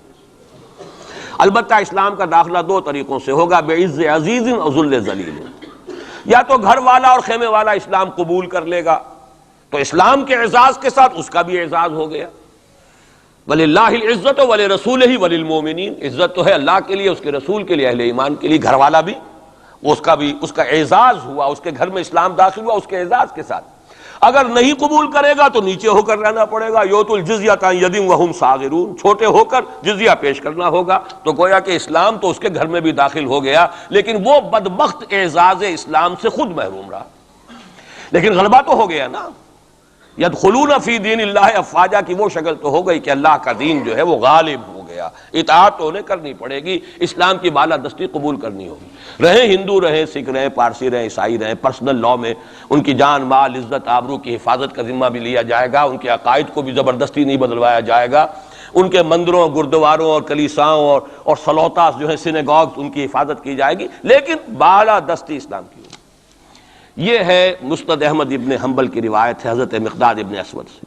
تو پہلی بات تو یہ ہے کہ یہ یقین، کم سے کم مجھے تو اس کا یقین حاصل ہے الحمدللہ، اور میں چاہتا ہوں کہ ہر شخص، ہر مسلمان کے دل میں یقین پیدا ہو۔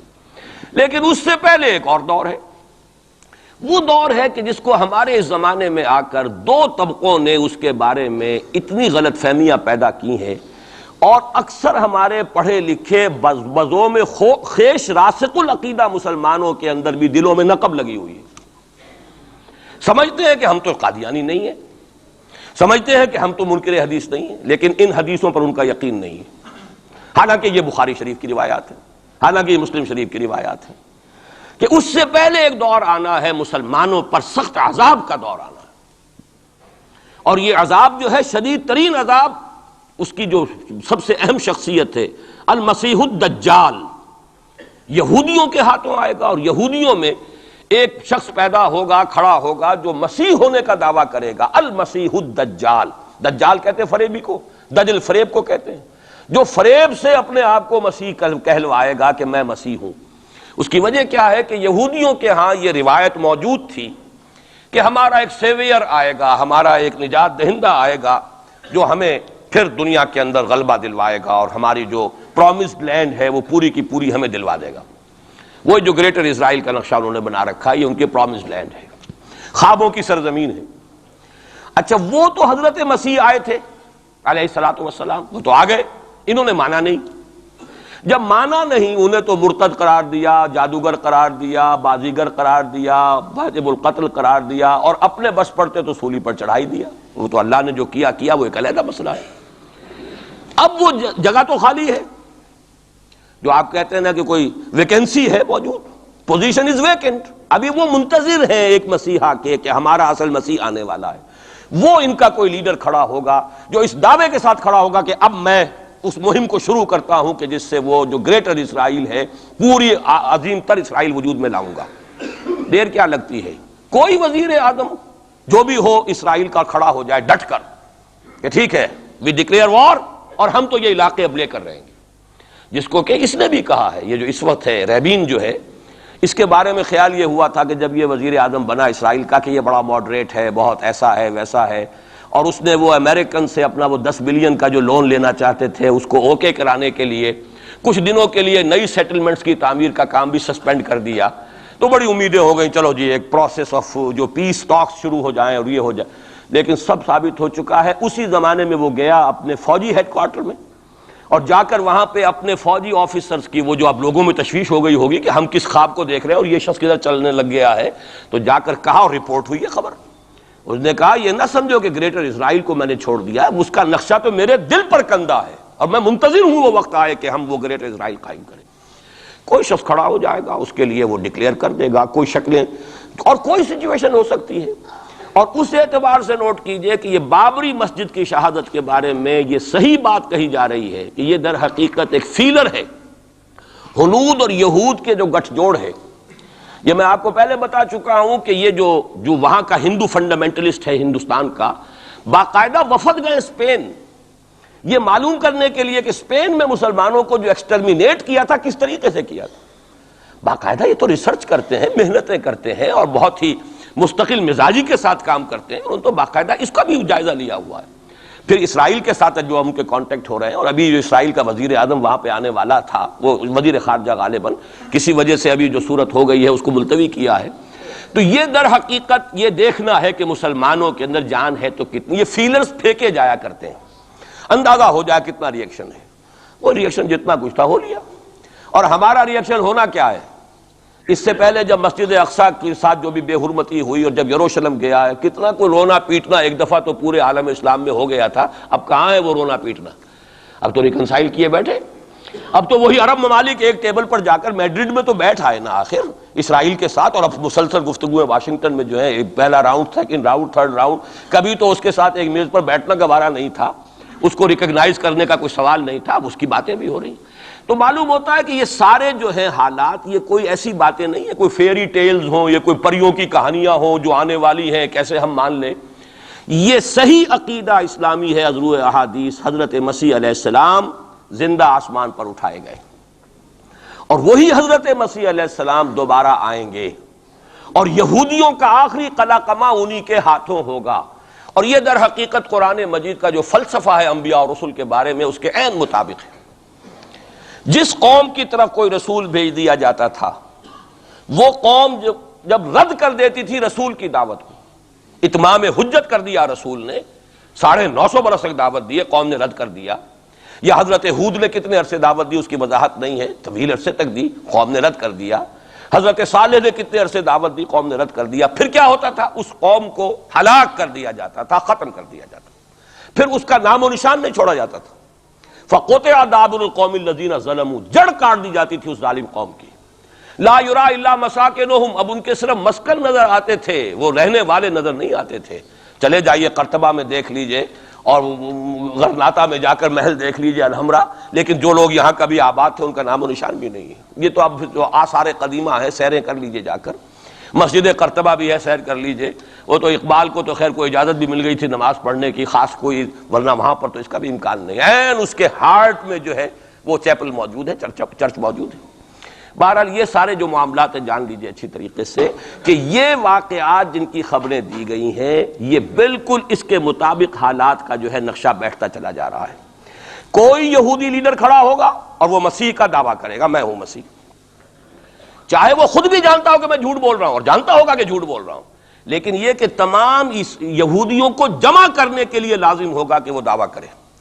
اس لیے کہ اب بھی موجود ہے جو لوگ جانتے ہیں یہودیوں کو، یہودی اب بھی سپلٹ ہیں، ان میں جو زیادہ مذہبی طبقہ ہے وہ زائنسٹ نہیں ہے بلکہ وہ ان سے اختلاف کرتا ہے۔ زائنزم کی اپنی ایک تحریک تھی، وہ یوں سمجھیے کہ ایک ریشسٹ نیشنلسٹ موومنٹ ہے، وہ ایک نسلی قومیت کے اوپر چلنے والی جو ہے وہ ایک قوم پرستانہ جو ہے تحریک ہے۔ جو مذہبی طبقہ ہے، جو یہودی داڑیاں رکھتے ہیں اور جو لمبے لمبے بال رکھتے ہیں اور کالی ٹوپیاں پہنتے ہیں اور لمبی شیروانیوں ٹائپ جو ہے ان کے لانگ کوٹس ہوتے ہیں، اور یہ وہاں مینہٹن میں بڑے نظر آتے ہیں گھومتے ہوئے اور بہت سرمایہ دار ہیں، اسی لیے نیو یارک کو جو یارک کہا جاتا ہے، وہ یہودی جو ہے وہ ان میں بڑا طبقہ بھی موجود ہے کہ جو اس زائنزم کو اور اسرائیل کو تسلیم نہیں کر رہا۔ تو ظاہر بات ہے کہ ان کے لیے ضرورت ہوگی کہ کوئی مذہبی اپیل آئے، منتظر تو وہ بھی ہے مسیح کے، اب آنا تو نہیں ہے، وہ مسیح جو آئے گا وہ تو آئے گا ان کی ہلاکت کے لیے، اس سے پہلے کوئی کھڑا ہوگا اور اس کو پھر یہ مذہبی یہودی بھی مان لیں گے۔ نتیجہ یہ ہوگا کہ جو بھی پوری دنیا کا یہودی ہے وہ اس ایک علاقے میں آ جائے گا اور وہ اپنے اس گریٹر اسرائیل کے لیے پھر جو وہاں پر جنگ کی بھٹی دہکے گی۔ یہ کتاب الملاحم، اکثر جو حدیث کی کتابیں ان کے آخر میں آ کے کتاب الملاحم کا باب ہے علیحدہ علیحدہ، جس میں کہ اس دور کی خبروں کا جو ہے حضور نے پوری پیشن گوئیاں کی ہیں کہ یہ کچھ ہونا ہے۔ جہاں تک المسیح الدجال کا تعلق ہے اس کے بارے میں تو الفاظ یہ ہیں کہ کوئی نبی اللہ کا ایسا نہیں گزرا کہ جس نے مسیح الدجال کی فتنے سے خود پناہ طلب نہ کی ہو اللہ کی۔ خود حضور کی جو دعائیں ہیں معصورہ اس میں ہے وَأَعُوذُ بِكَ مِن فِتْنَةِ الْمَسِيحِ الدَّجَّالِ، اے اللہ میں تیری پناہ طلب کرتا ہوں فتنت مسیح الدجال سے۔ وہ فتنہ اب سر پر آیا ہوا ہے، یہ چند سالوں کی بات ہے، اور اکثر و بیشتر کچھ اور حوالوں سے بھی، وہ نوسٹروڈیمس کے حوالے سے ہو یا کسی اور کے حوالے سے ہو، پیشین گوئیاں وغیرہ، دنیا میں اس وقت پوری اس فضا کے اندر جو مذہبی فضا ہے یورپ کی وہ بھی بہت پریگننٹ ہے اس حوالے سے کہ یہ پیشین گوئیاں اور اس طرح کی خبریں اور اس طرح کی آمد۔ چنانچہ میں کئی مرتبہ کر چکا ہوں کہ آپ کو امریکہ میں بمپرز کے اوپر سٹیکرز ملتے ہیں مسیح is coming, Jesus is coming, یہ عیسائیوں کا ہے، وہ بھی منتظر ہیں حضرت مسیح کی آمد کے، ہم بھی منتظر ہیں حضرت مسیح کی آمد کے، وہی مانا کہ حضرت مسیح نازل ہوں گے، حضور نے خبر دی ہے، اور آ کر مسلمان کے پیچھے نماز پڑھیں گے، وہ ایک امتی کی حیثیت سے آئیں گے، اب نبی کی حیثیت سے نہیں آئیں گے، بلکہ اپنی امت جو ہے یہود جنہوں نے کہ ان کو انکار کر دیا تھا قبول کرنے سے، ان کو سزا دینے آئیں گے، انہی کی ہلاکت اور بربادی کے لیے آئیں گے، جیسے کہ حضرت نوح کی نگاہوں کے سامنے ان کی قوم ہی نہیں ان کا بیٹا بھی غرق کیا گیا نگاہوں کے سامنے، جس طرح کہ حضرت ہود کی نگاہوں کے سامنے ان کی قوم جو ہے وہ برباد کی گئی۔ اسی طریقے سے اللہ کا یہ قانون رہا ہے کہ جس قوم کی طرف رسول بھیج دیا اس قوم نے اگر رد کر دیا دعوت کو، اس قوم کو اسی رسول کے سامنے ہلاک کیا گیا تاکہ نظر آ جائے کہ یہ تمہارے جو مجرم ہیں یہ کیفر کردار کو پہنچ گئے۔ یہ ہے معاملہ کہ جو یہودیوں کے ساتھ بعد میں پیش آنا ہے، اس کے بعد تو پھر وہ اسلام کے غلبے کا دور آ جائے گا، لیکن اس سے پہلے مسلمانوں پر شدید ترین عذاب کا دور آ رہا ہے، اور یہ خبریں جو ہیں یہ بھی احادیث میں۔ اسی لیے میں نے کہا تھا کہ موجودہ حالات اور امیڈیٹ فیوچر بہت ڈارک ہے، بہت گلومی ہے مسلمانوں کے لیے۔ البتہ مسلمانوں میں اور مسلمانوں میں ایک فرق ہے، یہ اس کو نوٹ، یہ میں ساری باتیں جو کہہ رہا ہوں محکمات قرآنی کی بنیاد پر کہہ رہا ہوں۔ میرا تو بہرحال جو بھی اب زندگی گزری ہے قرآن مجید کے پڑھنے پڑھانے میں گزری ہے، اسی پر سوچ بچار ہے، گفتگو میری ہے تو قرآن کے حوالے سے الحمدللہ، دعوت ہے تو قرآن کی ہے، تو میں جو کچھ کہہ رہا ہوں، لیکن اب ہر چیز کے لیے تفاصیل سے اور تفصیل کے ساتھ دلائل بیان کرنے کا یہ وقت نہیں ہے، مختلف مواقع پر میں اس کے لیے دلائل دیتا رہا ہوں۔ لیکن نوٹ کر لیجئے، میں نے اسی مسجد میں ایک دفعہ ہیومن جیوگرافی کا لفظ استعمال کیا تھا کہ یہ جو تاریخ انسانی ایک جغرافیہ بھی ہے، تقریباً 600 کروڑ دنیا میں اس وقت حضرت آدم کی نسل آباد ہے، ان میں سے 1/5 1 ارب سے زائد ہے، 120 کروڑ کے لگ بھگ ہیں مسلمان، ان سے دگنے ہیں عیسائی حضرت مسیح علیہ السلام کے نام لیوا، باقی جو ہے وہ پھر بقیہ ہیں، ہندو ہیں، بدھ ہیں، یہ ہیں وہ ہیں، لیکن یہ سمجھ لیجئے کہ یہ ہے ہمارا اس وقت ہیومن جیوگرافی کا ایک معاملہ۔ یہ جو 120 کروڑ کے قریب مسلمان ہے، کلمہ گو ہے، محمد کا امتی ہے صلی اللہ علیہ وسلم، اب اس کے دو حصے کر لیجئے۔ 20 کروڑ کے لگ بھگ ہے عرب، اور عرب سے مراد ہے جن کی اس وقت مادری زبان عربی ہے، جو عربی بولتے ہیں، عربی سمجھتے ہیں، عربی ان کی زبان۔ نسلاً سب کے سب عرب نہیں ہیں، ان میں بربر بھی ہیں، شمالی افریقہ کے بربر ہیں نسلی طور پر، لیکن یہ کہ جب مسلمان وہاں غالب آ گئے ان کی زبان ہی ختم ہو گئی، تہذیب بھی ختم ہو گئی، وہ بالکل پورے عربائزڈ ہو گئے، یہاں تک کہ سوڈانی پورے عربائزڈ ہیں، ان کی عربی زبان ہے، عربی بولتے ہیں۔ تو یہ سب کے سب جو اس وقت میں عرب جو کہہ رہا ہوں وہ در حقیقت عرب جو کہ عربی بولنے والے عرب ہیں، اور دوسرے جو ہے نان عرب وہ تقریباً 100 کروڑ ہیں۔ اور اس میں بھی نوٹ کر لیجئے ان میں سے لگ بھگ 40 کروڑ سب کانٹیننٹ میں آباد ہے، سب کانٹیننٹ پاکستان، بھارت اور بنگلہ دیش، 40 کروڑ۔ کتنی بڑی تعداد ہے امت مسلمہ کا 1/3۔ اگر ٹوٹل 120 کروڑ ہے تو ٹوٹل کا 1/3 جو ہے وہ ان 3 ملکوں کے اندر ہے جو کبھی ایک ہندوستان ہوتا تھا، اسی لیے میں اس کے لیے لفظ استعمال کرتا ہوں بر عظیم پاک و ہند، اس میں 40 کروڑ کے قریب مسلمان۔ بہرحال اس میں جو تقسیم ہے اذرو قرآن وہ دو کی ہے، امیین اور آخرین، یہ قرآن کی اصطلاحات ہیں۔ سورہ جمعہ میں هو الذی بعث فی الامیین رسولا منہم، ایک امیین ہیں جن میں سے خود حضور تھے، عرب، آپ کی زبان عربی، اور انہی کی زبان میں قرآن نازل ہوا، نوع انسان را پیام آخری حامل رحمت للعالمین، وَكَذَلِكَ أَنزَلْنَاهُ قُرْآنًا عَرَبِيًّا لَعَلَّكُمْ تَعْقِلُونَ۔ لَعَلَّكُمْ تَعْقِلُونَ میں تو مخاطب نہیں ہوں، میری زبان تو عربی نہیں ہے۔ لَعَلَّكُمْ تَعْقِلُونَ میں کون مخاطب ہے؟ وہ جن کی زبان عربی ہے۔ ان لوگوں کو اللہ نے رتبہ زیادہ دیا، فضیلت دی، اس سے بڑی فضیلت کیا ہوگی؟ حضور انہی میں سے ہیں صلی اللہ علیہ وسلم۔ منہم هو الذی بعث فی الامیین رسولا منہم، انہی میں سے۔ پھر یہ کہ ان کی زبان میں اللہ نے اپنا کلام نازل کیا، فضیلت بھی بڑی ہوئی، لیکن فضیلت جہاں بڑی ہوتی ہے ذمہ داری بھی زیادہ بڑی ہوتی ہے، اور زیادہ بڑی ذمہ داری والا آدمی کوتاہی کرتا تو سزا بھی زیادہ بڑی ہوتی ہے۔ تینوں چیزیں جو ہے لازم و ملزوم ہیں۔ جن کے درجے ہیں سوا، ان کی سوا مشکل ہے، درجہ سوا ہے، بلند ہے، ذمہ داری بھی زیادہ ہے، کوتاہی ہوگی تو سزا کی بھی زیادہ مستحق ہو گئے۔ اس کا مصداق ہے عالم عرب، خاص طور پر وہ جو اصل عرب ہے پرانے، لیکن طبعاً چاہے وہ غیر عرب تھے لیکن عربی زبان اب ان کی مادری زبان ہو چکی ہے، وہ بھی اس میں شامل ہو گئی۔ ان پر اصل سزا کا دور ان پر آنا ہے، اور ایک عجیب بات ہے انہی پر اصلاً ایک سزا کا دور پہلے بھی آیا تھا، یہ سیکنڈ ٹائم ہے، جیسے کہ بنی اسرائیل کے بارے میں آیا ہے وَقَضَيْنَا إِلَىٰ بَنِي إِسْرَائِيلَ فِي الْكِتَابِ لَتُفْسِدُنَّ فِي الْأَرْضِ مَرَّتَيْنِ وَلَتَعْلُنَّ عُلُوًّا كَبِيرًا۔ بنی اسرائیل کے لیے بھی ہم نے طے کر دیا تھا کہ 2 مرتبہ تم 2 سرکشی کرو گے اور ہمارے عذاب کے کوڑے تمہاری پیٹھ پر برسیں گے۔ یہی معاملہ بنی اسماعیل کا ہے۔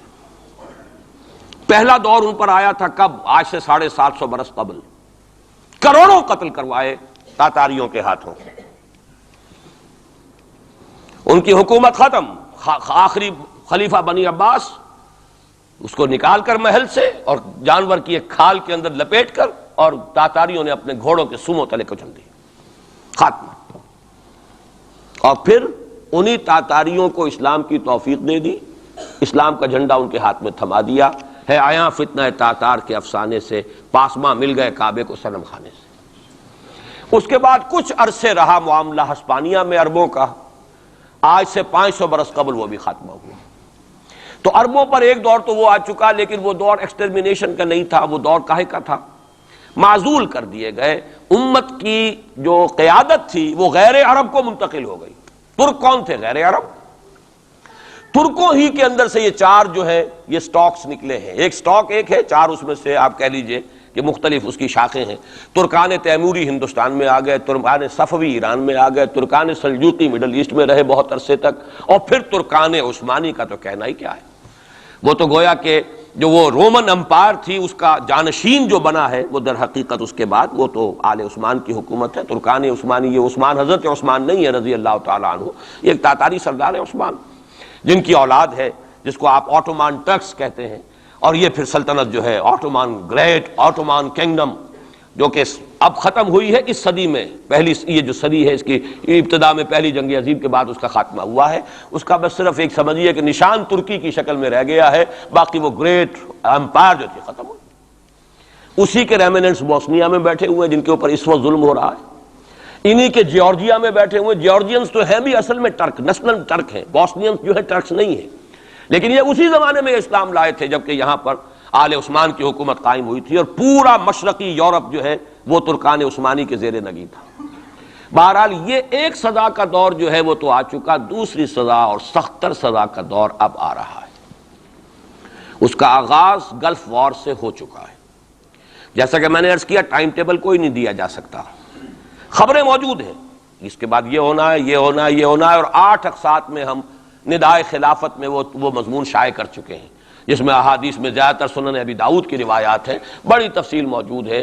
اور یہ ہے مجھے بھی پسند نہیں، آپ کو بھی پسند نہیں، اور پسند نہ ہونے کی وجہ سے زبان پر ہم نہیں لاتے، اسی وجہ سے لوگ جو ہے ناواقف ہیں. یہ سارے ممالک حدیث میں موجود ہے کہ مسلمانوں کے ہاتھوں سے نکل جائیں گے جنہیں یہودی گریٹر اسرائیل میں شامل کرتے ہیں. شام سارا، عراق سارا، مصر کا ڈیلٹا جتنا علاقہ زرخیز ہے اس کا جو بھی اچھا علاقہ ہے سارا، شمالی حجاز کا علاقہ سارا، یہاں تک کہ حدیث میں تو آتا ہے کہ مدینے کے دروازوں تک پہنچ جائیں گے لیکن مدینے میں داخل نہیں ہو سکیں گے. اللہ تعالیٰ خصوصی حفاظت فرمائے گا. لیکن یہ کہ مدینے کے دروازے، اب مدینے سے اوپر کتنا حجاز کا علاقہ ہے، عرب کا، سعودی عرب کا، ترکی کا بھی مشرقی علاقہ جو ہے یہ سارا موجود ہے، احادیث کے اندر موجود ہے. تو یہ بڑی تلخ بھٹی آنے والی ہے. لیکن دوسری بات جو میں عرض کرتا رہا ہوں اب اس کے حوالے سے آئیے اس روح عرضی پر. اچھا یہ بات بھی سامنے رکھ لیجئے، یہ کیوں ہے سزا؟ سزا اس لیے ہے کہ ہم نے اسلام سے بے وفائی کی. سیدھی بات ہے. اللہ کو تو نہ ہم سے کوئی دشمنی ہے نہ ہمارے دشمنوں سے کوئی اس کی دوستی ہے، معاذ اللہ ثم معاذ اللہ. اس کی دوستی کہاں، کفار سے کہاں ہوگی؟ نبوکدنضر کے ہاتھوں بنی اسرائیل کو پٹوایا تھا اگر، تو کیا نبوکدنضر سے دوستی تھی اللہ کی؟ اور کیا اسرائیلیوں سے اور یہودیوں سے کوئی دشمنی تھی؟ ان کو تو غرہ یہ تھا کہ نحن ابناء اللہ واحباؤہ، ہم تو اللہ کے بیٹوں کے مانند ہیں، ہمیں تو آگ بھی نہیں چھو سکتی. لن تمسنا النار الا ایاما معدودات، آئے گی بھی تو چند دن کے لیے چھوئے گی، ہمیں فوراً نکال لے گا اللہ. ہم تو اس کے بیٹوں کے مانند ہیں، چہیتے ہیں، ابراہیم کی نسل سے ہیں. ہم سب محمد کی نسل سے نہیں ہیں صلی اللہ علیہ وسلم. وہ تو صرف سادات جو بھی ہیں، سچے سادات ہیں یا بنے ہوئے سادات ہیں، وہی دعویٰ کر سکتے ہیں نا کہ وہ حضور کی نسل. اور وہ بھی نسل کیا ہے، حضور کی تو نہیں ہے، وہ تو حضرت علی کی نسل ہے. نسل بیٹی سے تو چلتی نہیں ہے، وہ تو بیٹے سے ہی چلتی ہے.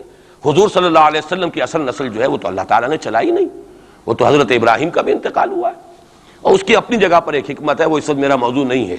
تو ہم تو نسل نہیں ہے محمد کی صلی اللہ علیہ وسلم، کم سے کم میں تو نہیں ہوں. لیکن وہ یہودی تو کہتے ہیں ہم ابراہیم کی نسل ہیں سب کے سب. تو انہیں تو یہ غرہ ہونا جو ہے یعنی معلوم ہوتا ہے کہ وزن ہے ان کی بات میں.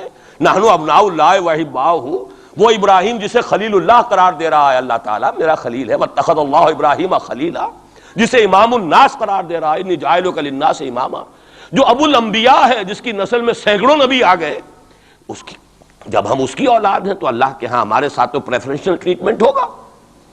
یہ ان کو غرہ تھا، یہی ہمیں. لیکن جان لیجئے جب انہیں پٹوایا، جب قرآن مجید نے کہا فَلِمَا يُعَذِّبُكُم بِذُنُوبِكُم، ایسا ہی تمہارا غرہ ہے، تم اللہ کے چہیتے ہو تو اللہ تمہیں کیوں سزائیں دیتا رہا ہے؟ نبوکدنضر سے کیوں پٹوایا، رومن سے کیوں پٹوایا، اس صدی میں جرمنوں سے کیوں پٹوایا، لاکھوں کی تعداد کے اندر. معلوم ہوا کہ اللہ کا معاملہ جس قوم سے بھی ہے کووننٹ ہے، وہ میثاق ہے ہمارا اللہ کے ساتھ. میثاق قرآن ہے ہمارا، ان کا میثاق تورات تھی. پکڑو اس کو، خذوا ما آتیناکم بقوۃ، پکڑو اس کو مضبوطی کے ساتھ جو ہم نے تمہیں دیا ہے. اگر اس سے بے وفائی کرو گے تو ہم سے کوئی تعلق نہیں، بلکہ تم مجرم ہوگے اصل. باقی لوگوں کے پاس تو کتاب ہے نہیں، شریعت ہے نہیں، دین ہے نہیں، ان کو تو پہنچانا تمہارے ذمہ تھا. تم تو ان کو کیا پہنچاتے، خود اس سے بے وفائی کر بیٹھے ہو. لہذا ساری دنیا کی گمراہی کی ذمہ داری بھی تمہارے کندھوں پر ہے. یہ ہے وہ جرم جس کی بنا پر سزا ملے گی. سزا کے مستحق ہیں ہم، اور ہم میں سب سے بڑھ کر عرب ہیں جن کی مادری زبان عربی ہے، جن کو صرف نحو پڑھنے کی ضرورت نہیں قرآن سمجھنے کے لیے. وہ تو از دل خیزت بر دل ریزت، براہ راست کمیونیکیشن قرآن سے ہو رہی ہے. وہ بے وفائی کریں تو ظاہر بات ہے مہا مجرم وہ ہیں. لیکن پھر غیر عرب مسلمانوں میں اس وقت روئے ارضی پر سب سے بڑی مجرم قوم 10 کروڑ مغربی پاکستانی. یہ میں ڈنکے کی چوٹ کہہ رہا ہوں اور بہت عرصے سے کہہ رہا ہوں، اس لیے کہ ہم وہ لوگ ہیں کہ جنہوں نے اسلام کے نام پر ملک بنایا. کوئی ملک دوسرا دنیا میں اس وقت اسلام کے نام پر نہیں بنا. ہم وہ لوگ ہیں پاکستان بنانے کے لیے لاکھوں جانیں مسلمانوں کی کلمہ گوؤں کی گئیں اور ہزاروں عصمتیں لوٹیں، اور نہ معلوم کتنی مسلمان لڑکیاں اور عورتیں جو ہے رہ گئیں پھر بھی ہمیشہ سکھوں کے پاس، اور وہ آئی نہیں پاکستان اس اسلام کے نام پر. اور کیا کیا ہے ہم نے؟ 46 برس ہو گئے، اس کہاں اسلام ہوا. لہذا اس سے بڑی مجرم قوم عربوں کے بعد ہم یہ کہہ سکتے ہیں ہمارا عام آدمی قرآن نہیں پڑھتا، قرآن جانتا نہیں، ٹھیک ہے، اپلی ہے کچھ نہ کچھ، اس اعتبار سے ان کے بعد نمبر ہمارا ہے، لیکن باقی پوری دنیا کے مسلمانوں سے بڑھ کر مجرم ہم. اور ہم اصل میں نہ صرف یہ کہ خود اپنے حصے کے مجرم ہیں، بھارت کے مسلمانوں کا بھی سارا وبال ہماری گردن پر ہے. آج میں چاہتا ہوں کہ اس کو آپ اچھی طرح نوٹ کر لیں. بھارت کے مسلمانوں نے، جسے آپ فرض کفایہ کہتے ہیں، نماز جنازہ فرض کفایہ، چند لوگوں نے بھی کسی مسلمان کی نماز پڑھ لی تو سب کی طرف سے ادا ہوگی، کسی نے بھی نہیں پڑھی تو سب مجرم ہو جائیں گے، بستی کے سب لوگ مجرم ہوں گے. بھارت کے مسلمانوں نے فرض کفایہ ادا کیا جب پاکستان بنوا دیا آپ کو، اور اس کی قیمت آج بھی وہ دے رہے ہیں.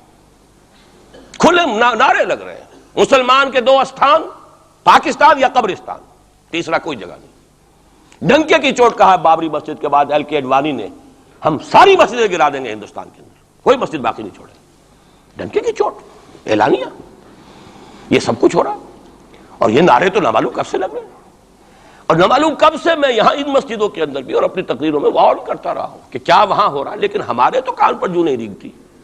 ہمارے تو وہی دھندے ہیں، وہی کاروبار ہے، اپنا بزنس ہے، اس کے سارے مسئلے ہیں، اس کی اپنی بلڈنگیں ہیں، اپنی موٹریں ہیں، اپنے ٹیلی ویژن ہیں، اپنے کئی کورسز کے ڈنرز ہیں. اللہ خیر صلی اللہ، ہمیں بحث کیا اسلام سے؟ تو بتائیے ہم سے بڑا مجرم کون ہوگا؟ آج جو کچھ ہندوستانی مسلمان پر بیت رہی ہے اس کا جرم ہمارے کندھے پر ہے. یہ میں جذباتی انداز میں نہیں کہہ رہا، میں تو 2 اور 2 4 کی طرح ثابت کر سکتا ہوں.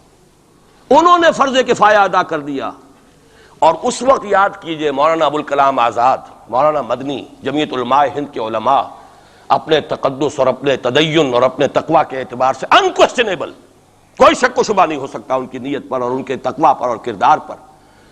انہوں نے کیا کہا تھا؟ یہی کہا تھا کہ یہ پاکستان بنا کر تم مسلمانان ہند کو 3 حصوں میں تقسیم کر دو گے. 3 میں کہا تھا، 2 میں نہیں، 3 میں. حالانکہ بظاہر تو ایک پاکستان بن رہا تھا نا، لیکن یہ مولانا ابوالکلام آزاد کے الفاظ تھے کہ 25 برس سے زیادہ یہ 2 خطے یکجا نہیں رہ سکتے. اور 25 برس کیا، 24.25 برس میں ٹوٹ گیا پاکستان. 25 برس پورے نہیں ہوئے، اور ان کے الفاظ تھے یہ کہ 25 برس سے زائد جمع نہیں رہ سکتے. 24.25 برس میں ختم ہو گیا. 16 دسمبر 1970 کو پاکستان ختم ہو گیا کہ نہیں ہو 71 کو. بہرحال نوٹ کرنے کی بات ہے. ہم نے کیا کہا تھا؟ میں بھی مسلم لیگی تھا، میں نے بھی نعرے لگائے ہیں، چاہے غیر شعوری دور تھا، ہائی اسکول اسٹوڈنٹ تھا. پاکستان کا مطلب کیا، لا الہ الا اللہ، فلک شگاف نعرے لگائے ہیں. اور نوائے وقت کا پرچہ انتظار کرتے تھے اسٹیشن پر کھڑے ہو کر، حصار ریلوے اسٹیشن کے اوپر، کہ اب گاڑی آئی اور اب نوائے وقت لیا اور پھیل گئے پورے شہر میں اس کو پہنچانے کے لیے. ہم کیا کہا کرتے تھے؟ جی نہیں، 2 طرف سے پاکستان جو ہے مضبوط پاکستان ہوگا. ہندوستان میں کسی ہندو کو جرت ہوگی مسلمان کے لیے کوئی میلی نگاہ سے دیکھنا بھی؟ وہ سارے خواب کہاں گئے؟ وہ تو حرم ہوئے. وہ 2 طرف کا جفا تھا وہ تو ختم ہوا، اس لیے کہ وہ زنبور تو اب رہا ہی نہیں، وہ تو کھل گئی، نوٹ ہی ختم ہوئی وہ مشرقی پاکستان. اور حال یہ ہے کہ آپ کی وزیر اعظم بنگلہ دیش نے یہ بھی پسند نہیں کیا کہ بابری مسجد پر جو بیان تھا وہ نواز شریف صاحب کے ساتھ مشترک بیان دے دیں. یہ اشتراک بھی دنیا کے سامنے نہ آ جائے کہ مشرقی پاکستان سابقہ اور اس وقت بنگلہ دیش کی وزیر اعظم اور مغربی پاکستان جو اب وٹ ریمینز آف پاکستان کے تحت صرف پاکستان ہے، اس کے وزرائے اعظم نے مشترکہ بیان دے دیا. یہ بھی نہیں آنا چاہیے. یہ حال ہے ہمارا. حالانکہ بات اپنی جگہ پر کوئی ایسی نہیں تھی، کوئی سیاسی نہیں، ایک مذہبی معاملے کے اوپر اظہار رائے کرنا تھا. انہوں نے کہا نہیں، آپ کے ساتھ مشترک بیان میں نہیں دوں گی. نہیں دیا اس نے. تو وہ جو تھا 2 طرف سے جفا وہ تو سن 71 میں کھل گیا. جو ہمارا حال ہے وہ تو ہونا ہی تھا. یہ ملک بنا اسلام کے نام پر، اس کا استحکام ہو سکتا تھا تو صرف اسلام کی بنیاد پر ہو سکتا تھا. اسلام سے غداری کی لہذا یہاں تو اب قومیتیں ہیں، یہاں تو اب ایتھنک اور ریجنل اور نہ معلوم کس کس قسم کی اور لنگوسٹک جو ہے نیشنلٹیز ہیں، نیشنلزمز ہیں، وہ جو ایک امت ایک وقت میں بن گئی تھی، ایک قوم مسلم قوم ہندو کے مقابلے کے لیے، وہ تو ختم ہوئی۔ اور حال کیا ہو گیا ہے، اس سے پہلے بھی کبھی کبھی ہندو مسلم فسادات ہوتے تھے، کیا سندھ سے مسلمان نہیں پہنچ جاتا تھا وہاں ریلیف کے لیے؟ کیا پنجاب سے اور سرحد سے مسلمان نہیں جاتے تھے؟ بہار نہیں گئے تھے؟ کیا کانپور کی مسجد شہید ہوئی تھی 1915 میں تو پوری ہندوستان سے مسلمان نہیں پہنچ گئے؟ آپ کیا کر رہے ہیں؟ مندر گرا دیے، یہاں بڑی بہادری کا کام کیا، مندر گرا دیے، شرم سے ڈوب مرنے کا مقام ہے۔ یہاں بھی گویا کہ ہم اپنے عمل سے اسلام کی مخالفت کر رہے ہیں۔ اسلام تو اجازت نہیں دیتا، آپ کسی اور کے جرم کی سزا کسی اور شخص کو نہیں دے سکتے۔ ہمارے پاس تو یہ سیکریٹ ٹرسٹ ہیں، یہ لوگ ذمی وہ اپنے آپ کو منواتے نہیں، لیکن ہمارے تصور سے، اسلام کے تصور سے ذمی ہیں۔ ان کی جان، مال، عزت، آبرو، ان کی عبادت گاہوں کی حفاظت کا ذمہ ہے ہمارا۔ لیکن بڑی بہادری کی ہے، ذرا سوچئے تو صحیح کیا دنیا نے سوچا ہوگا، اور نتیجہ کیا نکلا؟ اگر کسی درجے میں بھی بابری مسجد کی شہادت پر کوئی دنیا میں کوئی رائے عامہ ہو سکتی تھی کوئی ہندوستان کے خلاف، ختم ہو گئی۔ جو انہوں نے کیا 10 گنا تم نے کر لیا۔ انہوں نے ایک مسجد گرائی ہے، تم نے اتنے 100 کہتے ہیں، پتہ نہیں مجھے تو معلوم نہیں 100 گرائے کتنے گرائے ہیں، بہرحال جتنے مندر تھے تم نے گرا دیے۔ فرق کیا ہے؟ ایک کردار ہے تمہارا، ایک ہی تمہارا اخلاق ہے، ایک ہی تمہارا معیار ہے، کوئی فرق ہی نہیں۔ بلکہ وہاں تو کم سے کم یہ تو رہا ہے، دنیا کی آنکھوں میں دھول ڈالنے کے لیے کم سے کم یہ کہ فورن منسٹری جو ہے اس نے ریزائن کیا، ہم نے مان لیا جی ہم نہیں کر سکے، ہم مجبور ہیں، حالانکہ سب ان کی اجازت سے ہوا ہے، بلکہ ان کی ملی بھگت سے ہوا ہے۔ لیکن یہ کہ کلیان سنگھ نے فوراً استعفیٰ دے دیا، منسٹری ختم۔ پھر وہ بھارت کی مرکزی حکومت نے اور بھی پارٹیز کو بھی بین کر دیا، اور اس کے بعد یہ ہے کہ انہوں نے حکومتیں بھی 3 اور صوبوں کی توڑ دی۔ وہ تو سرخرو ہو گئے پوری دنیا کی جو رائے عامہ ہے، ہم اس کے سوا کیا کر سکتے ہیں؟ ہمارا ایک دستور ہے، دستور میں جو بھی صوبائی حکومت ہوتی ہے اس کی اجازت کے بغیر ہم فوج بھیج نہیں سکتے۔ وہاں پہ صوبائی حکومت تھی، اس نے ہمیں یقین دہانی کرائی تھی، سپریم کورٹ کو بھی یقین دہانی کرا دی تھی کہ مسجد کو کچھ نہیں ہوگا، تو ہم تو اس کے اوپر ڈیپینڈ کر رہے تھے۔ ہے سب جھوٹ، سب کو پتا تھا جو کچھ ہوگا، اندر خانے ملی بھگت تھی، لیکن یہ ہے کہ کم سے کم انہوں نے فیس سیونگ کے لیے ان کے پاس مواد موجود ہے، آپ کے پاس تو وہ بھی نہیں۔ آپ کے تو اخبارات نے لکھا ہے کہ کارپوریشنز کے ٹریکٹرز جو ہیں گئے ہیں گرانے کے لیے، اور وزراء جو ہیں، ایک وزیر کا نادر پرویز کا تو نام آیا ہے، اخبار میں خبر تھی، ہم نے بھی پڑھی تھی، فوٹو بھی دیکھا تھا کہ وہ خود ہاتھ میں پھاوڑا لے کر جو ہے وہ منظر گرانے کے لیے چلے۔ یہ جو صورتحال ہے جان لیجئے، اس وقت میں آپ کو بتانا چاہتا ہوں ہندوستان کے مسلمان پر تو جو قیامت بیت رہی ہے۔ میں نے اپنا ایک تاثر کچھ عرصے پہلے یہاں شد بیان کیا تھا، رہا ہے میرا تاثر، اور وہ ہے اصل میں وہ لاسٹ سپر جو ہے انجیل میں جس کا تذکرہ ہے حضرت مسیح علیہ السلام نے جو آخری کھانا رفع سماوی سے قبل کھایا ہے اس باغ میں جہاں روپوش تھے اپنے حواریین کے ساتھ۔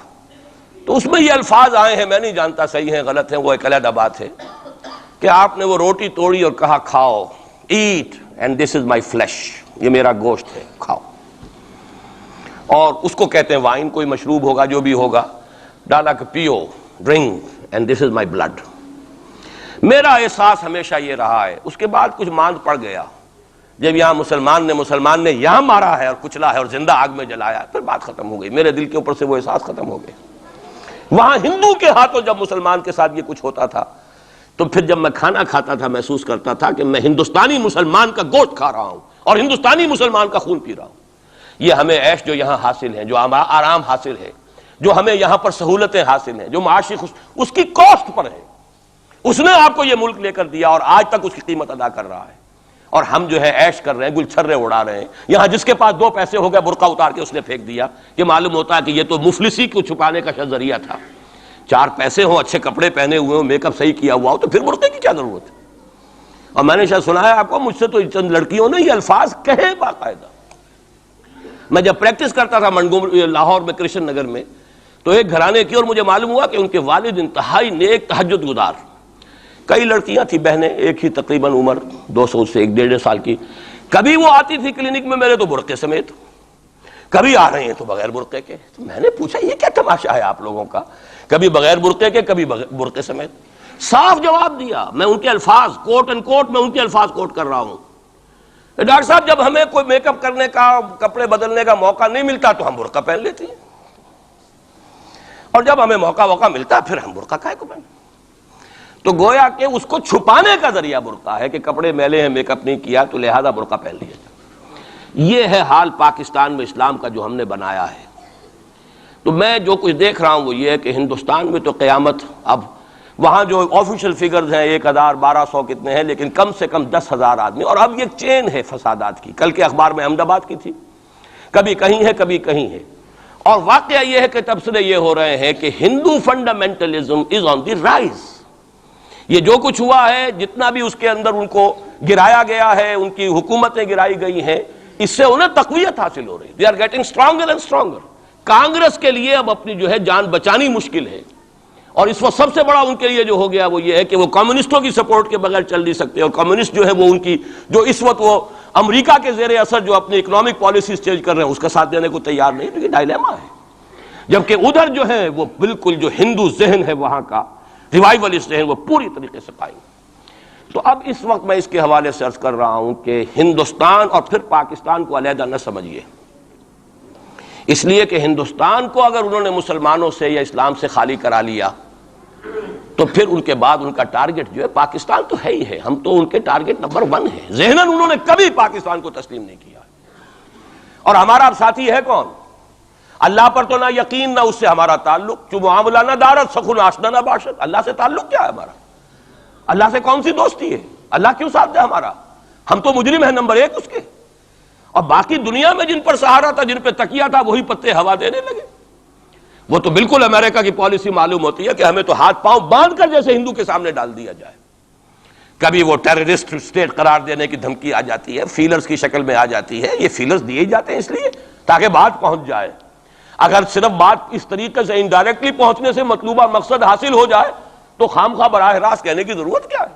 وہ مطلب تو حاصل ہو۔ سب نے سجدہ سہو کیا ہوا ہے، ہمارے ہاں ہر ادارہ سجدہ سہو کر چکا امریکہ کے سامنے، ٹوٹل سرنڈر۔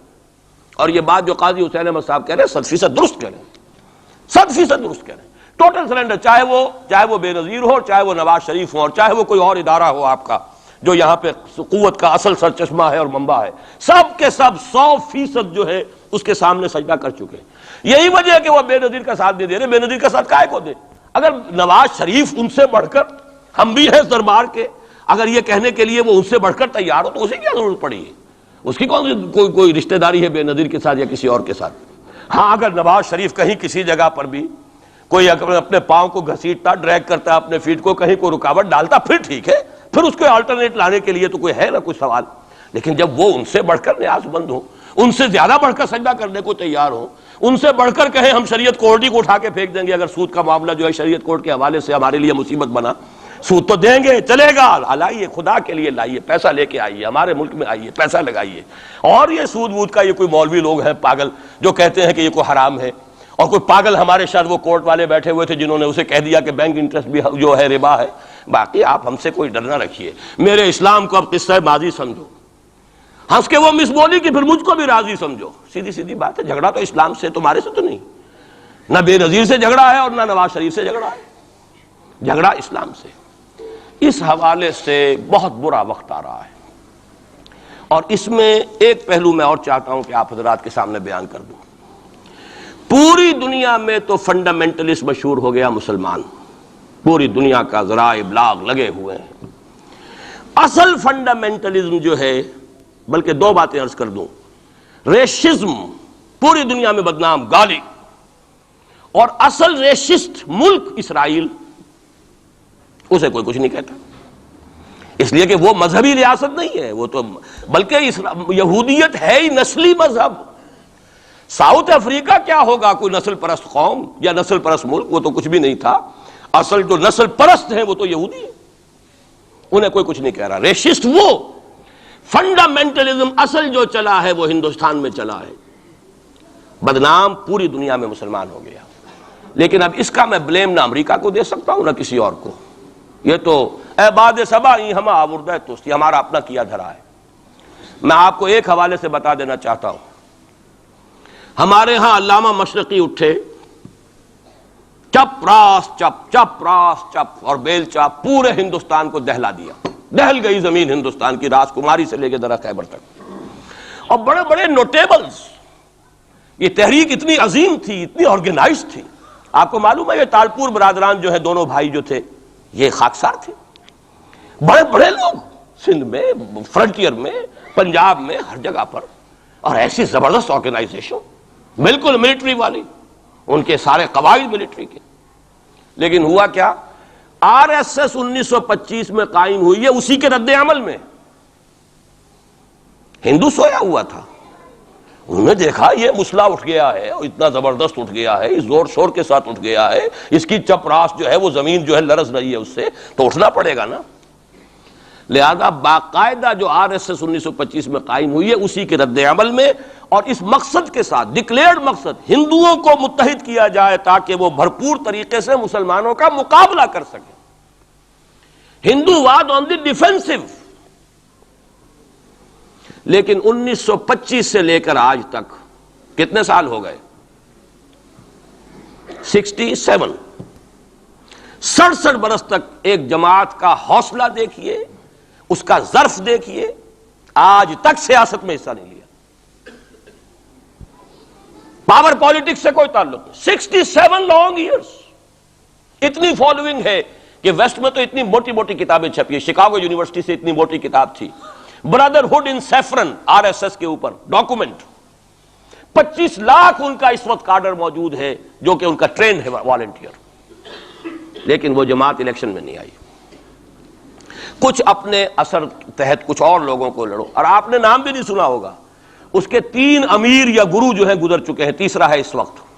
پہلا ڈاکٹر بالی رام ہیجواڑ، کسی نے نام سنا آج تک؟ کوئی پرسنل پبلسٹی کی کوشش کی؟ اس نے کام کیا. دوسرا مہادیو گولوالکر گرو جی، کسی نے نام بھی نہیں سنا ہو. اس وقت کون ہیں؟ بالا صاحب دیورس. یہ 3 ان کی عمارتیں کہہ لیں یا جو بھی کہہ لیں، خلافتیں ہیں جو آئی ہیں، اور ایسا منظم نظام ہے، لیکن کہیں سیاست میں حصہ نہیں. ہمارا فنڈامنٹلی سیاست کے میدان میں آ کے زیرو ہو چکا. پہلے تو علامہ مشرقی اٹھے تھے، وہ تو ویسے ہی ایک جوش کے اندر آ کر ایک خاص جذباتی کیفیت میں اپنی موومنٹ کو کال آف کر کے بیٹھ گئے. 10 لاکھ آدمی، غالباً 10 لاکھ کی فگر تھی، 10 لاکھ یا 1 لاکھ جتنے بھی تھے، میں فگر کے بارے میں نہیں کہہ سکتا، دلی میں جمع نہیں ہوں گے تو میں پارٹی کو ڈسبینڈ کر دوں گا. وہ چند افراد کی کمی رہ گئی تھی اس فگر سے، تو اسی غصے میں آ کر پارٹی ڈسبینڈ، ختم. اب وہ خاکسار ہمارے ہاں تو رہ گئے ہیں، کبھی کسی خاص سیریمنی کے موقع پر کچھ سلامی دینے کے لیے چپراس کرتے آ جاتے ہیں بیچارے. وہ ان کے تو کوئی نام و نشان بس اس معنی میں ہے کہیں. اللہ اللہ خیر سے. اصل فنڈامنٹلسٹ آرگنائزیشن جماعت اسلامی ابھری، لیکن اس نے پاکستان میں آتی پاور پالیٹکس کے اس کے اندر اپنے آپ کو دفن کر کے زیرو کر دیا. وہاں یہ معاملہ چل رہا ہے. یہ ہے اصل میں جو فرق آپ کو سمجھنا چاہیے. یہ 1925 یہ جو دوسری جماعتیں ہیں، وی ایچ پی ہے، وشوا ہندو پریشد، یہ اس کی ایک ذیلی تنظیم ہے، جیسے جماعت اسلامی کی ذیلی تنظیمیں ہیں اسی طرح کی ذیلی تنظیم ہے. آر ایس ایس خود کبھی نہیں آئی پالیٹکس میں، اور 2 مرتبہ تاریخ میں اس کو بین کیا جا چکا ہے ہندوستان میں. چونکہ آر ایس ایس کا آدمی تھا جس نے گاندھی کو ایسیسینیٹ کیا تھا 1948 میں. دی پارٹی واز بینڈ. اس کے بعد جب اندرا گاندھی کا دور آیا ہے وہ ایمرجنسی کا، اس میں بھی پارٹیز اس نے بین کی تھی، آر ایس ایس بھی بین ہوئی ہے، لیکن ہر مرتبہ پہلے سے زیادہ ابھر کر آئی ہے وہ. اور آج یہ سب کے سب وی ایچ پی والے، بی جے پی والے، یہ سب در حقیقت آر ایس ایس کے آدمی، اور یہ ان کا ڈکلیئرڈ ایم اب بن چکا ہے. اور حالات جو ہیں، ہم اس سزا کے بالکل مستحق ہو چکے ہیں. اسیاں سے کبھی ہم نے کنارہ نہ کیا، لیکن تیری رحمت نے گوارا نہ کیا. یہ تو ہو سکتا ہے اب بھی ہم اسی اللہ کی رحمت پر تو ادھار کھا سکتے ہیں، لیکن واقعہ یہ ہے کہ ہم اس سزا کے بالکل مجرم ہو چکے ہیں اور مستحق بن چکے ہیں. اور نظر یہ آ رہا ہے کہ اب حالات ہمارے لیے زیادہ سے زیادہ پیچیدہ سے پیچیدہ، مشکل سے مشکل، اور زیادہ سے زیادہ جو ہے گمبھیر ہوتے چلے جا رہے ہیں. بھارت میں ہندو فنڈامنٹلزم بڑی تیزی کے ساتھ ایک طوفانی شکل کے اندر آیا ہے، اور بھارت میں تو مسلمان تنظیم کوئی ہے ہی نہیں. آپ کے شاید علم میں آیا 2 جماعتیں بین کر دی، جماعت اسلامی بین. ارے جماعت اسلامی بھارت کی جو اصل جماعت ہے وہ تو ایک علمی کام کرنے والی، دعوتی کام کرنے والی، قرآن مجید کے تراجم شائع کی، سیاست میں تو ہے ہی نہیں ہوا.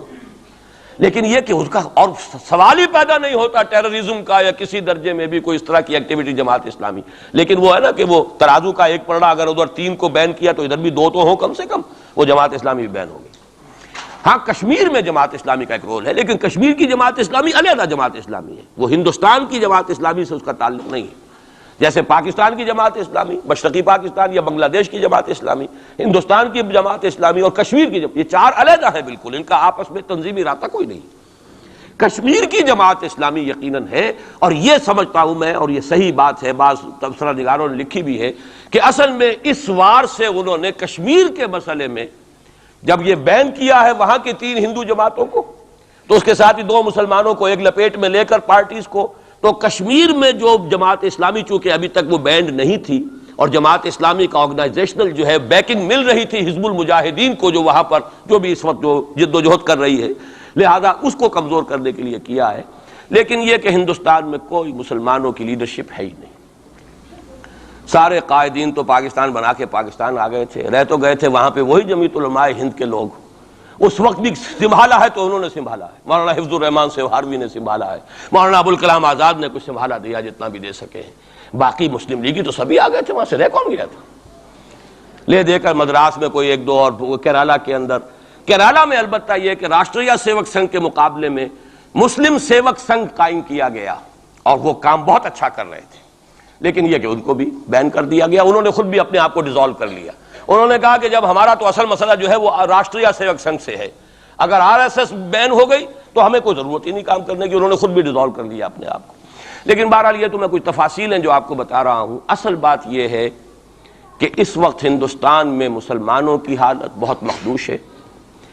ایک طرف وہاں یہود کے زیر اثر مسلمانان عرب پر تباہی کا دور، کسی بھی وقت کھڑا ہو سکتا ہے کوئی شخص مسیح بن کر، اور خبریں آ رہی ہیں مسیحی حلقوں کے اندر اور وہ یہودیوں کے اندر بھی کہ وہ تو در حقیقت کہیں پیدا بھی ہو چکا ہے اور کہیں پل رہا ہے، بڑھ رہا ہے، یہ ہے وہ ہے، اور جو گرانڈ ماسٹر ہے اس کا فری میسن کا، اس کا نام بھی کوئی صاحب مجھے کل بتا رہے تھے کہ اس کے گھر میں وہ شخص موجود ہے وغیرہ وغیرہ، واللہ عالم۔ لیکن یہ کہ جو کچھ میری جو بھی بات ہے وہ ہے قرآن اور حدیث کی روح سے۔ قرآن کا فلسفہ ہے کہ جس قوم کی طرف رسول بھیجا گیا اس نے اگر انکار کیا اس کو ختم کیا جاتا ہے۔ اس میں ایکسیپشن اب تک ہوئی ہے صرف یہود کی، رسولاً الی بنی اسرائیل کی حیثیت سے حضرت مسیح بھیجے گئے، انہوں نے رد کیا، یہ بھی کنڈیمڈ نیشن ہے، لیکن اس کو اللہ نے باقی رکھا ہوا ہے اس کا کوڑا مسلمان پر مارنے کے لیے، بدترین عذاب مسلمان پر لانے کے لیے، اس لیے کہ افضل امت بھی یہی تو ہے نا، سب سے بڑھ کر افضل، سارے نبیوں سے افضل ہمارا نبی صلی اللہ علیہ وسلم، اور ساری امتوں سے افضل ہم مسلمان امت، تو سب سے بڑی سخت سزا کے مستحق بھی تو پھر ہم ہی ہوں گے۔ یہ مولانا اصلاحی صاحب کا جملہ میں نے پہلے بھی کبھی سنایا ہے کہ وہ کہا کرتے ہیں ان کے خاص علاقے میں اعظم گڑھ میں کہ جب کسی کو سزا دینی ہوتی تھی تو چمار کے ہاتھوں جوتا لگواتے تھے اسے، تاکہ وہ اگر راجپوت کو راجپوت ہی جوتا مارے گا تو اس میں اتنا اس کو درد نہیں ہوگا جتنا کسی راجپوت کو چمار جو ہے اس کے ہاتھ سے جوتا لگوایا جائے۔ تو یہ یہودیوں کے ہاتھوں مسلمانوں کو پٹوانا در حقیقت یہ عذاب در عذاب ہے۔ ایک کنڈیمڈ نیشن، ملعون قوم، ضربت علیہم الذلۃ والمسکنۃ وباؤوا بغضب من اللہ، وہ قوم ہے جس کے ہاتھوں مسلمانوں پر ادھر بھی آ رہا ہے اور یہاں بھی سامنے آ چکا ہے۔ لیکن ابھی وقت ہے اور اس کے لیے میں لایا ہوں آپ کے لیے تحفے کے طور پر سورہ یونس کی ایک آیت۔ وہاں فرمایا گیا ہے فلولا كانت قرية آمنت فنفعها إيمانها إلا قوم يونس لما آمنوا كشفنا عنهم عذاب الخزي في الحياة الدنيا ومتعناهم إلى حين۔ رسولوں کی تاریخ میں ایک استثناء ہے، میں چند منٹ اضافی لے رہا ہوں، آپ لوگ بھی حاضر ہیں بھی اور میرا خیال ہے کہ دلچسپی آپ کی کم نہیں ہو رہی ہے، آیا بھی 4 مہینے بعد ہوں اس لیے وقت کا بھی زیادہ حق ہے میرا۔ ایک استثناء تو میں نے کہا یہودی، انہوں نے اپنے رسول کو اپنے اعتبار سے سولی پر چڑھایا لیکن ابھی تک بچے ہوئے ہیں، لیکن ان کی تو ہونی ہے وہ سزا جو آنی ہے حضرت مسیحی کے ہاتھوں آنی ہے۔ جب وہ دجال آئے گا، دجال کے ہاتھوں مسلمانوں کی خوب پٹائی ہو چکے گی، عرب مسلمانوں کی، پھر ان کو کیفر کردار تک پہنچانے کے لیے حضرت مسیح آئیں گے۔ یہ احادیث صحیحہ کے اندر بالکل صحیح، جس میں کسی شک و شبے کی گنجائش نہیں، اس میں گنجائش شک و شبے کی یا قادیانی کے لیے ہے یا منکر حدیث کے لیے، کسی راسخ العقیدہ مسلمان کے لیے ممکن نہیں۔ لیکن ایک استثناء اور رہا، اور وہ قوم یونس علیہ السلام۔ اس قوم کو بھی حضرت یونس علیہ السلام بھیجے گئے، اس کی طرف انہوں نے رد کر دیا۔ اور عذاب الہی کا فیصلہ ہو گیا. لیکن ایک قانون اللہ کا رہا ہے رسولوں کے باب میں، رسول ہجرت نہیں کر سکتا، اپنی جگہ کو چھوڑ کر نہیں جا سکتا جب تک کہ ایکسپریس پرمیشن اللہ کی نہ آ جائے. جیسے آپ کو معلوم ہے کوئی بڑا افسر جو ہوتا ہے وہ اپنے ہی can't leave station, D C نہیں جا سکتا اپنا ہیڈ کوارٹر چھوڑ کر. اسی طریقے سے رسول اللہ کا نمائندہ، حکومت خداوندی کا نمائندہ، وہ نہیں جا سکتا. حضرت یونس سے صرف یہ خطا ہوئی غصے کی وجہ سے، اور غصہ کس کے خلاف؟ اللہ کے خلاف نہیں، معاذ اللہ، ان کافروں کے خلاف غصے کی وجہ سے چھوڑ کر چلے گئے کہ بس اب عذاب آنے والا ہے، تم عذاب کے مستحق ہو گئے، میں جا رہا ہوں. ابھی اللہ کی اپروول نہیں آئی تھی جانے کی. یہ ڈیبٹ ہے حضرت مسیح کے، حضرت یونس پر، کہ جو کریڈٹ ہو گیا قوم کے لیے. واحد قوم ہے کہ جب عذاب کے آثار شروع ہو گئے قوم کو محسوس ہو گیا یہ یونس ٹھیک کہتے تھے. وہ نکل آئے اپنے گھروں سے اور چیخنے چلانے لگے اور دعائیں کی اور توبہ کی اور گڑ گڑائے اللہ ہمیں معاف فرما دے. تو چونکہ رسول سے یہ ایک خطا ہو چکی تھی، اس کا ڈیبٹ ان کو کریڈٹ کی شکل میں ملا ہے، عذاب واپس ہو گیا. متعناہم الی حین، انہیں ہم نے ایک اور مہلت دے دی ایک وقت معین تک. اس کا ابھی ہمارے پاس موقع ہے. میں جو کچھ عرض کر رہا ہوں وہ عذاب الہی اب سامنے ہے. اب بھی جسے نظر نہ آ رہا اس سے بڑھ کر اندھا کوئی نہیں ہے. بھارت کے حالات دیکھنے کے باوجود اگر نظر نہیں آ رہا ہے کتنا بڑا انہوں نے قدم اٹھایا ہے. اور مسلمان کیا کر سکتا تھا؟ کوئی ریزنٹمنٹ کی ہزاروں سینکڑوں، پولیس والوں نے بھولے، وہاں کوئی اس وقت رائٹس نہیں ہوئے. اور صاف کہا ہے ریڈیوز نے بھی، بی بی سی نے بھی، پولیس کی فائرنگ سے مارے گئے. ایک دن میں 300 آدمی بامبے کے اندر جو ہلاک ہوا ہے پولیس فائرنگ سے ہوا. کیسے مقابلہ کر لے؟ فوج کا کیسے کر لے؟ پولیس کا کیسے کر لے؟ اس اعتبار سے جو کچھ وہاں بیت رہی ہے وہ تو بیت رہی ہے. جو ہم پہ گزری سو گزری مگر شب ہجراں. اب یہ معاملہ پاکستان والوں کے سوچنے کا ہے جو ہم پر گزرے گی. کچھ لوگ ہمارے ہاں بڑے دانشور بنے پھرتے ہیں اور بڑے شوق سے یہ ہندوستان ٹوٹ جائے گا. وہ تو ٹوٹے گا لیکن اس کے ٹوٹنے سے پہلے تم پر جو آفت ٹوٹے گی اس کا تمہیں تصور نہیں. تم سمجھتے ہو کہ یہ جو لکیر کھینچی ہوئی ہے سرحد کی یہ بچا لے گی، جبکہ اصل مجرم تم ہو، میں ہوں، آپ ہیں، جنہوں نے ان کی کوسٹ پر یہاں عیش کے اپنے ایوان سجائے ہیں، ان کا خون پی رہے ہیں یہاں پر عیش گاہوں کے اندر. ہم ہیں اصل مجرم. تو ہم در حقیقت وہ عذاب الہی جو ہے بالکل سر پر آ چکا. اور یہ میں بتا چکا ہوں کہ اول نمبر مجرم مسلمانان عرب، نمبر 2 مسلمانان پاکستان. لیکن قوم یونس کی طرح سے ایک امکان ہے کہ ہم ابھی توبہ کریں، روئیں، گڑ گڑائیں، فیصلے کریں، زندگیوں کو بدلیں. انفرادی توبہ جب تک نہ ہوگی تو اجتماعی کیسے ہو جائے گی؟ افراد کے ہاتھوں میں ہے اقوام کی تقدیر، ہر فرد ہے ملت کے مقدر کا ستارہ. ہماری بیماری کیا وہ کر دے، میں بیٹھا رہا ہوں، میں تو اپنے دھندے، اپنی دکان، اپنا کاروبار، اپنی فرم، اپنا پروفیشن، میں تو اس سے نہیں لوں گا، اور لوگ کر دیں. بہت کریں گے، کوئی تھوڑے سے چندے دے دیں گے، بس بہت ہے.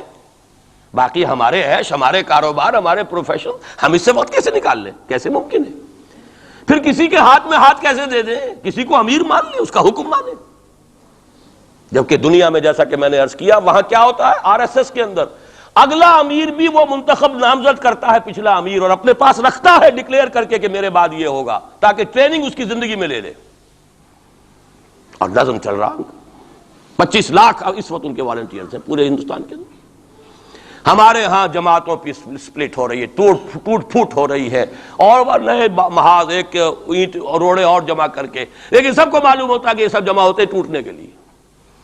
تو معاملہ در حقیقت یہ ہے کہ ابھی موقع ہے. ان ادری اقریب ام بعید ما توعدون وان ادری لعلہ فتنۃ لکم ومتاع الی حین. لیکن اس میں قرآن مجید ہی کی 2 آیات سے چند آیات آپ کو اور سنا کر اپنی بات ختم کرتا ہوں. یہ حصہ مجھے بھی احساس ہو رہا ہے کہ تشنہ رہ گیا ہے. ہو سکتا ہے کہ میں ایک جمعہ اور یہاں اپنا قیام بڑھا لوں، کیونکہ آیا ہوں 4 مہینے بعد، تو شاید 1 جنوری کا جمعہ بھی جاؤں. ابھی اس کو فیصلہ نہ سمجھیے، اعلان ہوگا تو اخبار میں آ جائے گا، لیکن اس کا امکان ہے، کیونکہ میں خود محسوس کر رہا ہوں کہ یہ دوسرا حصہ میری گفتگو کا جو ہے کہ کرنا کیا ہے، کس طور سے کرنا ہے، یہ جو ہے اس میں تشنہ رہ گیا ہے. اور اب بہتر یہی ہے کہ میں زیادہ وقت اس پر صرف نہ کروں، صرف وہ آیات آپ کا سورہ روم ہی کی آیات سن لیجئے. سورہ روم کی 6 آیتیں شروع میں میں نے سنائی، یہ ذرا 3 آیتیں سن لیجئے 30 سے 32 تک۔ فَأَقِمْ وَجْهَكَ لِلدِّينِ حَنِيفًا، حالات کچھ بھی ہوں تم اپنے چہرے کو، رخ کو دین حنیف کی طرف یکسو ہو کر قائم رکھو۔ وہ جو میں نے کہا تھا، امید ہو نہ ہو لگے رہو، تمہارا کام ہے فرض ادا کرو۔ فَأَقِمْ وَجْهَكَ لِلدِّينِ حَنِيفًا فِطْرَةَ اللَّهِ الَّتِي فَطَرَ النَّاسَ عَلَيْهَا لَا تَبْدِيلَ لِخَلْقِ اللَّهِ ذَلِكَ الدِّينُ الْقَيِّمُ وَلَكِنَّ أَكْثَرَ النَّاسِ لَا يَعْلَمُونَ۔ جمے رہو، ڈٹے رہو، کام کرتے رہو۔ اللہ کا شکر ادا کرتے ہوئے کہہ رہا ہوں، میری اپنی زندگی میں نہ معلوم کتنے الٹ پھیر آئے ہیں، انقلابات آئے ہیں، فلاں کی پارٹی آ گئی، فلاں کی پارٹی آ گئی، فلاں آ رہا ہے، آج تک اس کام کے سوا میں نے کسی کام میں حصہ نہیں لیا۔ ایوب خان کا دور تھا، پھر اس کے بعد بھٹو صاحب کا دور آیا، پھر اور دور آئے، پھر ضیاء الحق صاحب کا تو مجرم ہوں 2 مہینے شورا میں چلا گیا تھا، دھوکہ کھا گیا تھا۔ واقعہ یہ ہے کہ اس کے سوا میری اس پوری زندگی کے اندر جو ہے، سوائے اس ایک کام کے 2 کام ہیں، قرآن کی طرف بلاؤ اور لوگوں کو جمع کرو، ایک منظم جماعت بناؤ، 2 کام۔ دعوت قرآن کے ذریعے، تطہیر ذہنوں کی قرآن کے ذریعے، تطہیر فکر کی قرآن کے ذریعے، تصحیح عقائد کی قرآن کے ذریعے، تزکیہ نفس قرآن کے ذریعے، اور پھر جو ان مرحلوں سے گزرے جمع کرو، انہیں مرتب کرو، ایک جماعت بناؤ، قوت بناؤ، سم و طاعت والی جماعت بناؤ۔ 2 کام کرنے کے انہی میں لگاؤ۔ تو فَأَقِمْ وَجْهَكَ لِلدِّينِ حَنِيفًا، سیدھا رکھو اپنا رخ دین کی طرف۔ دائیں بائیں حالات کیا ہیں، کیا ہونے والا ہے، ٹھیک ہے، حضرت مسیح کے الفاظ ہیں بائبل کے، سانپ کے مانند چوکنے لیکن فاختہ کے مانند بے ضرر بنو۔ سانپ چوکنا ہوتا ہے بہت، لیکن کسی کو ضرر بھی تو پہنچا دیتا ہے، فاختہ ضرر نہیں پہنچاتی۔ ان 2 ایکسٹریمز کو جمع کرو اپنے اندر، حالات سے واقف ہونا چاہیے، دائیں کیا ہے، بائیں کیا ہے، آگے کیا ہے، پیچھے کیا ہے، رخ کدھر جا رہا ہے، حالات کا بہاؤ کیا ہے، یہ جانو۔ سانپ کے مانند چوکن نہ رہو، لیکن لگے رہو اپنے کام میں، کسی سے دلچسپی نہیں۔ ابھی حال ہی میں خیر جو اب حکومت کا ہوا تھا وہ جلسہ جو بابری مسجد پر، انہوں نے تو خیر ہمیں نہیں بلایا، آئے تھے میرے پاس فاروق احمد لغاری صاحب، کیا ہماری میٹنگ ہو رہی ہے؟ میں نے کہا نہیں، میں نے اپنی رائے جو دی ہے وہ دی ہے، میں دوں گا، لیکن یہ کہ میں کسی سیاسی عمل میں شریک ہونے کے لیے تیار نہیں۔ اب وہ سینیٹر سمیع الحق صاحب آئے ہیں میدان میں پھر نیا محاذ لے کر، میں نے کہا میں تو ایک ہی مرتبہ متحدہ شریعت محاذ کا تجربہ کر کے بھر پایا، پوری زندگی کا تجربہ مجھے مل گیا ہے، میرے پاس وقت ضائع کرنے کے لیے ان کاموں کے لیے نہیں۔ یہ محاذ جو ہے ان مل بے جوڑ لوگوں کو جمع کر لینا، اور پھر جو علیحدگیاں ہوتی ہیں اور الزامات ایک دوسرے پر لگتے ہیں، اس سے کیے دھرے کے اوپر پانی ہی نہیں پھرتا، وہ پچھلا بھی جو ہے ہفتے اعمال نہ معلوم کتنی دیر کا ہو جاتا ہے۔ نہیں آئے وہ جو NDA کا ہوا تھا ایک کنونشن، ایک صاحب آئے تھے اس کے لیے بھی دعوت دینے کے لیے، انہوں نے پھر جب میں نے انکار کیا تو انہوں نے وعدہ لے لیا تھا کہ کم سے کم آپ میرا نام نہ بتائیے گا کہ بے عزتی ہوگی کہ میں گیا تھا، اور آپ نے مانا نہیں۔ نہ NDA کی کنونشن میں گیا، نہ میں PDA کی کنونشن میں گیا، نہ میں یہ ابھی جو ہوئی ہے کوئی علماء کی مفتی، یہ اپنے سینیٹر کیا نام ہے سمیع الحق صاحب، اس 2 کاموں کے سوا مجھے اپنا وقت کسی اور کام میں نہیں لگانا، سیاست میں جانا ہی نہیں، الیکشن کا رخ ہی نہیں کرنا، بلکہ یہ قرآن کے ذریعے سے دعوت۔ اسی لیے میں آیات سنا رہا ہوں، فَأَقِمْ وَجْهَكَ لِلدِّينِ الْحَنِيفَ فِطْرَةَ اللَّهِ الَّتِي فَطَرَ النَّاسَ عَلَيْهَا، اور آگے فرمایا مُنِيبِينَ إِلَيْهِ، اپنا رخ اسی کی طرف رکھتے ہوئے، وَاتَّقُوهُ، تقوی اختیار کرو، وَأَقِيمُوا الصَّلَاةَ وَلَا تَكُونُوا مِنَ الْمُشْرِكِينَ، نماز قائم رکھو اور دیکھو مشرکوں میں سے نہ ہونا، شرک کی آلائش سے اپنے آپ کو پاک کرتے رہو، دھوتے رہو اور دھو، شرک کی کوئی آمیزش نہ رہے۔ اور دوسرا کام یہ سورہ سجدہ کی آیات ہیں، وَمَنْ أَظْلَمُ مِمَّنْ ذُكِّرَ بِآيَاتِ رَبِّهِ ثُمَّ أَعْرَضَ عَنْهَا إِنَّا مِنَ الْمُجْرِمِينَ مُنْتَقِمُونَ۔ یہ الفاظ بڑے سخت ہیں۔ ان لوگوں سے بڑھ کر ظالم کون ہوگے جنہیں ان کے رب کی آیات کے ذریعے سے نصیحت کی جاتی ہو۔ میں نے جو نصیحت کی ہے اللہ کی کتاب کے حوالے سے کی ہے، جو دعوت ہے میری قرآن کے ذریعے سے، میں نے کوئی کہانیاں، اپنے فلسفے، اپنے کوئی نظریے نہیں تراشے ہیں، قرآن کی دعوت، تعلیم و تعلم قرآن۔ جس قوم نے اس دعوت کو رد کیا ہو، وَمَنْ أَظْلَمُ مِمَّنْ ذُكِّرَ بِآيَاتِ رَبِّهِ ثُمَّ أَعْرَضَ عَنْهَا، انا من المجرمین منتقمون، ایسے مجرموں سے تو میں انتقام لے کر رہوں گا۔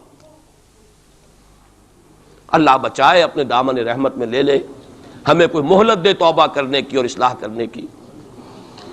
وَلَقَدْ آتَيْنَا مُوسَى الْكِتَابَ فَلَا تَكُنْ فِي مِرْيَةٍ مِّن لِقَائِهِ، اور ہم نے موسیٰ کو بھی کتاب دی تھی۔ وَجَعَلْنَاهُ هُدًى لِبَنِي اسرائیل، اسے ہدایت نامہ بنایا تھا بنی اسرائیل کے لیے۔ گویا کہ اسی طرح محمد، ہم نے قرآن آپ کو دیا ہے ہدایت نامہ پوری نوع انسانی کے لیے۔ جہاں سے میں نے بات شروع کی تھی، قرآن کتاب ہدایت ہے۔ آخری آیت ہے وَجَعَلْنَا مِنْهُمْ أَئِمَّةً يَهْدُونَ بِأَمْرِنَا، اور ہم نے ان بنی اسرائیل میں سے ایسے امام اٹھائے جو ہمارے حکم سے ہدایت کا کام کرتے تھے۔ لما صبروا، جب انہوں نے خود صبر کی روش اختیار کی، اپنے کیریئرز کی قربانی دی، اپنے سٹینڈرڈ آف لیونگ کو کم کیا، اپنی ضروریات کو سمیٹا، اپنا وقت فارغ کیا، اپنی صلاحیتیں کھپائیں، کس کام کے لیے؟ تاکہ وہ کتاب ہدایت کو لوگوں تک پہنچا سکیں۔ خیرکم من تعلم القرآن وعلمہ، تم میں سے بہترین لوگ وہ ہیں جو قرآن سیکھیں اور سکھائیں۔ تو فرمایا وَجَعَلْنَا مِنْهُمْ أَئِمَّةً يَهْدُونَ بِأَمْرِنَا لَمَّا صَبَرُوا وَكَانُوا بِآيَاتِنَا يُوقِنُونَ، اور وہ ہماری آیات پر پورا پورا یقین رکھنے والے تھے۔ اللہ تعالیٰ سے دعا کرتا ہوں وہ مجھے اور آپ کو آیات قرآنی پر پورا پورا یقین عطا فرمائے۔ یہ ہے اصل منبع، سرچشمہ، یہ ہے بنیاد، یہ ہے جڑ۔ اس سے قوت حاصل کر کے اپنا تزکیہ، خود توبہ، خود حرام کاروبار کو چھوڑنا، اپنے وقت کو فارغ کرنا، اپنی صلاحیتوں کو لگانا ان دو کاموں کے لیے، فارغ کرنا اس کام کو، پھر نظم کی پابندی والی جماعت میں شریک ہو کر کبھی کوئی وقت آئے کہ ہم کسی انقلابی جد و جہد کے لیے کھڑے ہو سکیں، اسلام کو قائم کرنے کے لیے، جیسے کہ محمد عربی صلی اللہ علیہ وسلم نے آج سے 1400 برس قبل قائم کیا تھا۔ اگر ایسا ہو گیا تو یہی سرزمین، یہ میں آج کل کہہ رہا ہوں الفاظ، پاکستان ایک پل صراط سے گزر رہا ہے اس وقت۔ پل صراط کا تصور آپ کے سامنے ہے، جہنم کے اوپر ایک پل ہوگا جس پر سے جو مسلمان دنیا میں کہلاتے ہیں وہ گزارے جائیں گے۔ جو منافق ہوں گے حقیقی ایمان سے بے بہرا، وہ ٹھوکر کھا کر گریں گے جہنم میں، اور جو اہل ایمان ہوں گے نور ایمان ان کے آگے آگے دوڑتا ہوگا۔ نورہم یسعی بین ایدیہم و بایمانہم، اس کی روشنی میں پل کراس کر جائیں گے، جنت میں داخل ہو جائیں گے۔ ہم اس وقت اس پل صراط پر ہیں۔ اگر یہاں آئندہ 2-3-4 سال کے اندر اسلامی انقلاب نہ آیا تو یہ ملک نسیم منسیہ ہو جائے گا۔ وہ بربادی یہاں آئے گی کہ رہے نام اللہ کا، خاکم بدہن۔ لیکن میں نہیں چاہتا کہ آپ کو دھوکے میں رکھوں، جو دیکھ رہا ہوں وہ دکھا دینا چاہتا ہوں، وہ تباہی آئے گی۔ یہ در حقیقت یہ تو میں آج سے کوئی 5-6 سال پہلے لکھ چکا، جب میں نے وہ استحکام پاکستان اور مسئلہ سندھ لکھی تھی۔ ایک ہی سن تھا جس سن میں کہ ہندوستان میں بھی اسلام داخل ہوا سندھ کے راستے، اسی سن میں اسلام اسپین میں داخل ہوا تھا، جبرالٹر کے راستے، جبل الطارق کے راستے، یاد ہے؟ سن 92 یا 93 ہجری، 712 عیسوی، اس میں محمد ابن قاسم اسلام لے کر آئے، ہندوستان میں داخل ہوئے سندھ کے راستے۔ دونوں میں ایس ہے، سن بھی ایک، سندھ اور اسپین ایک ہی لفظ سے، ایک ہی لیٹر سے شروع ہو رہے ہیں۔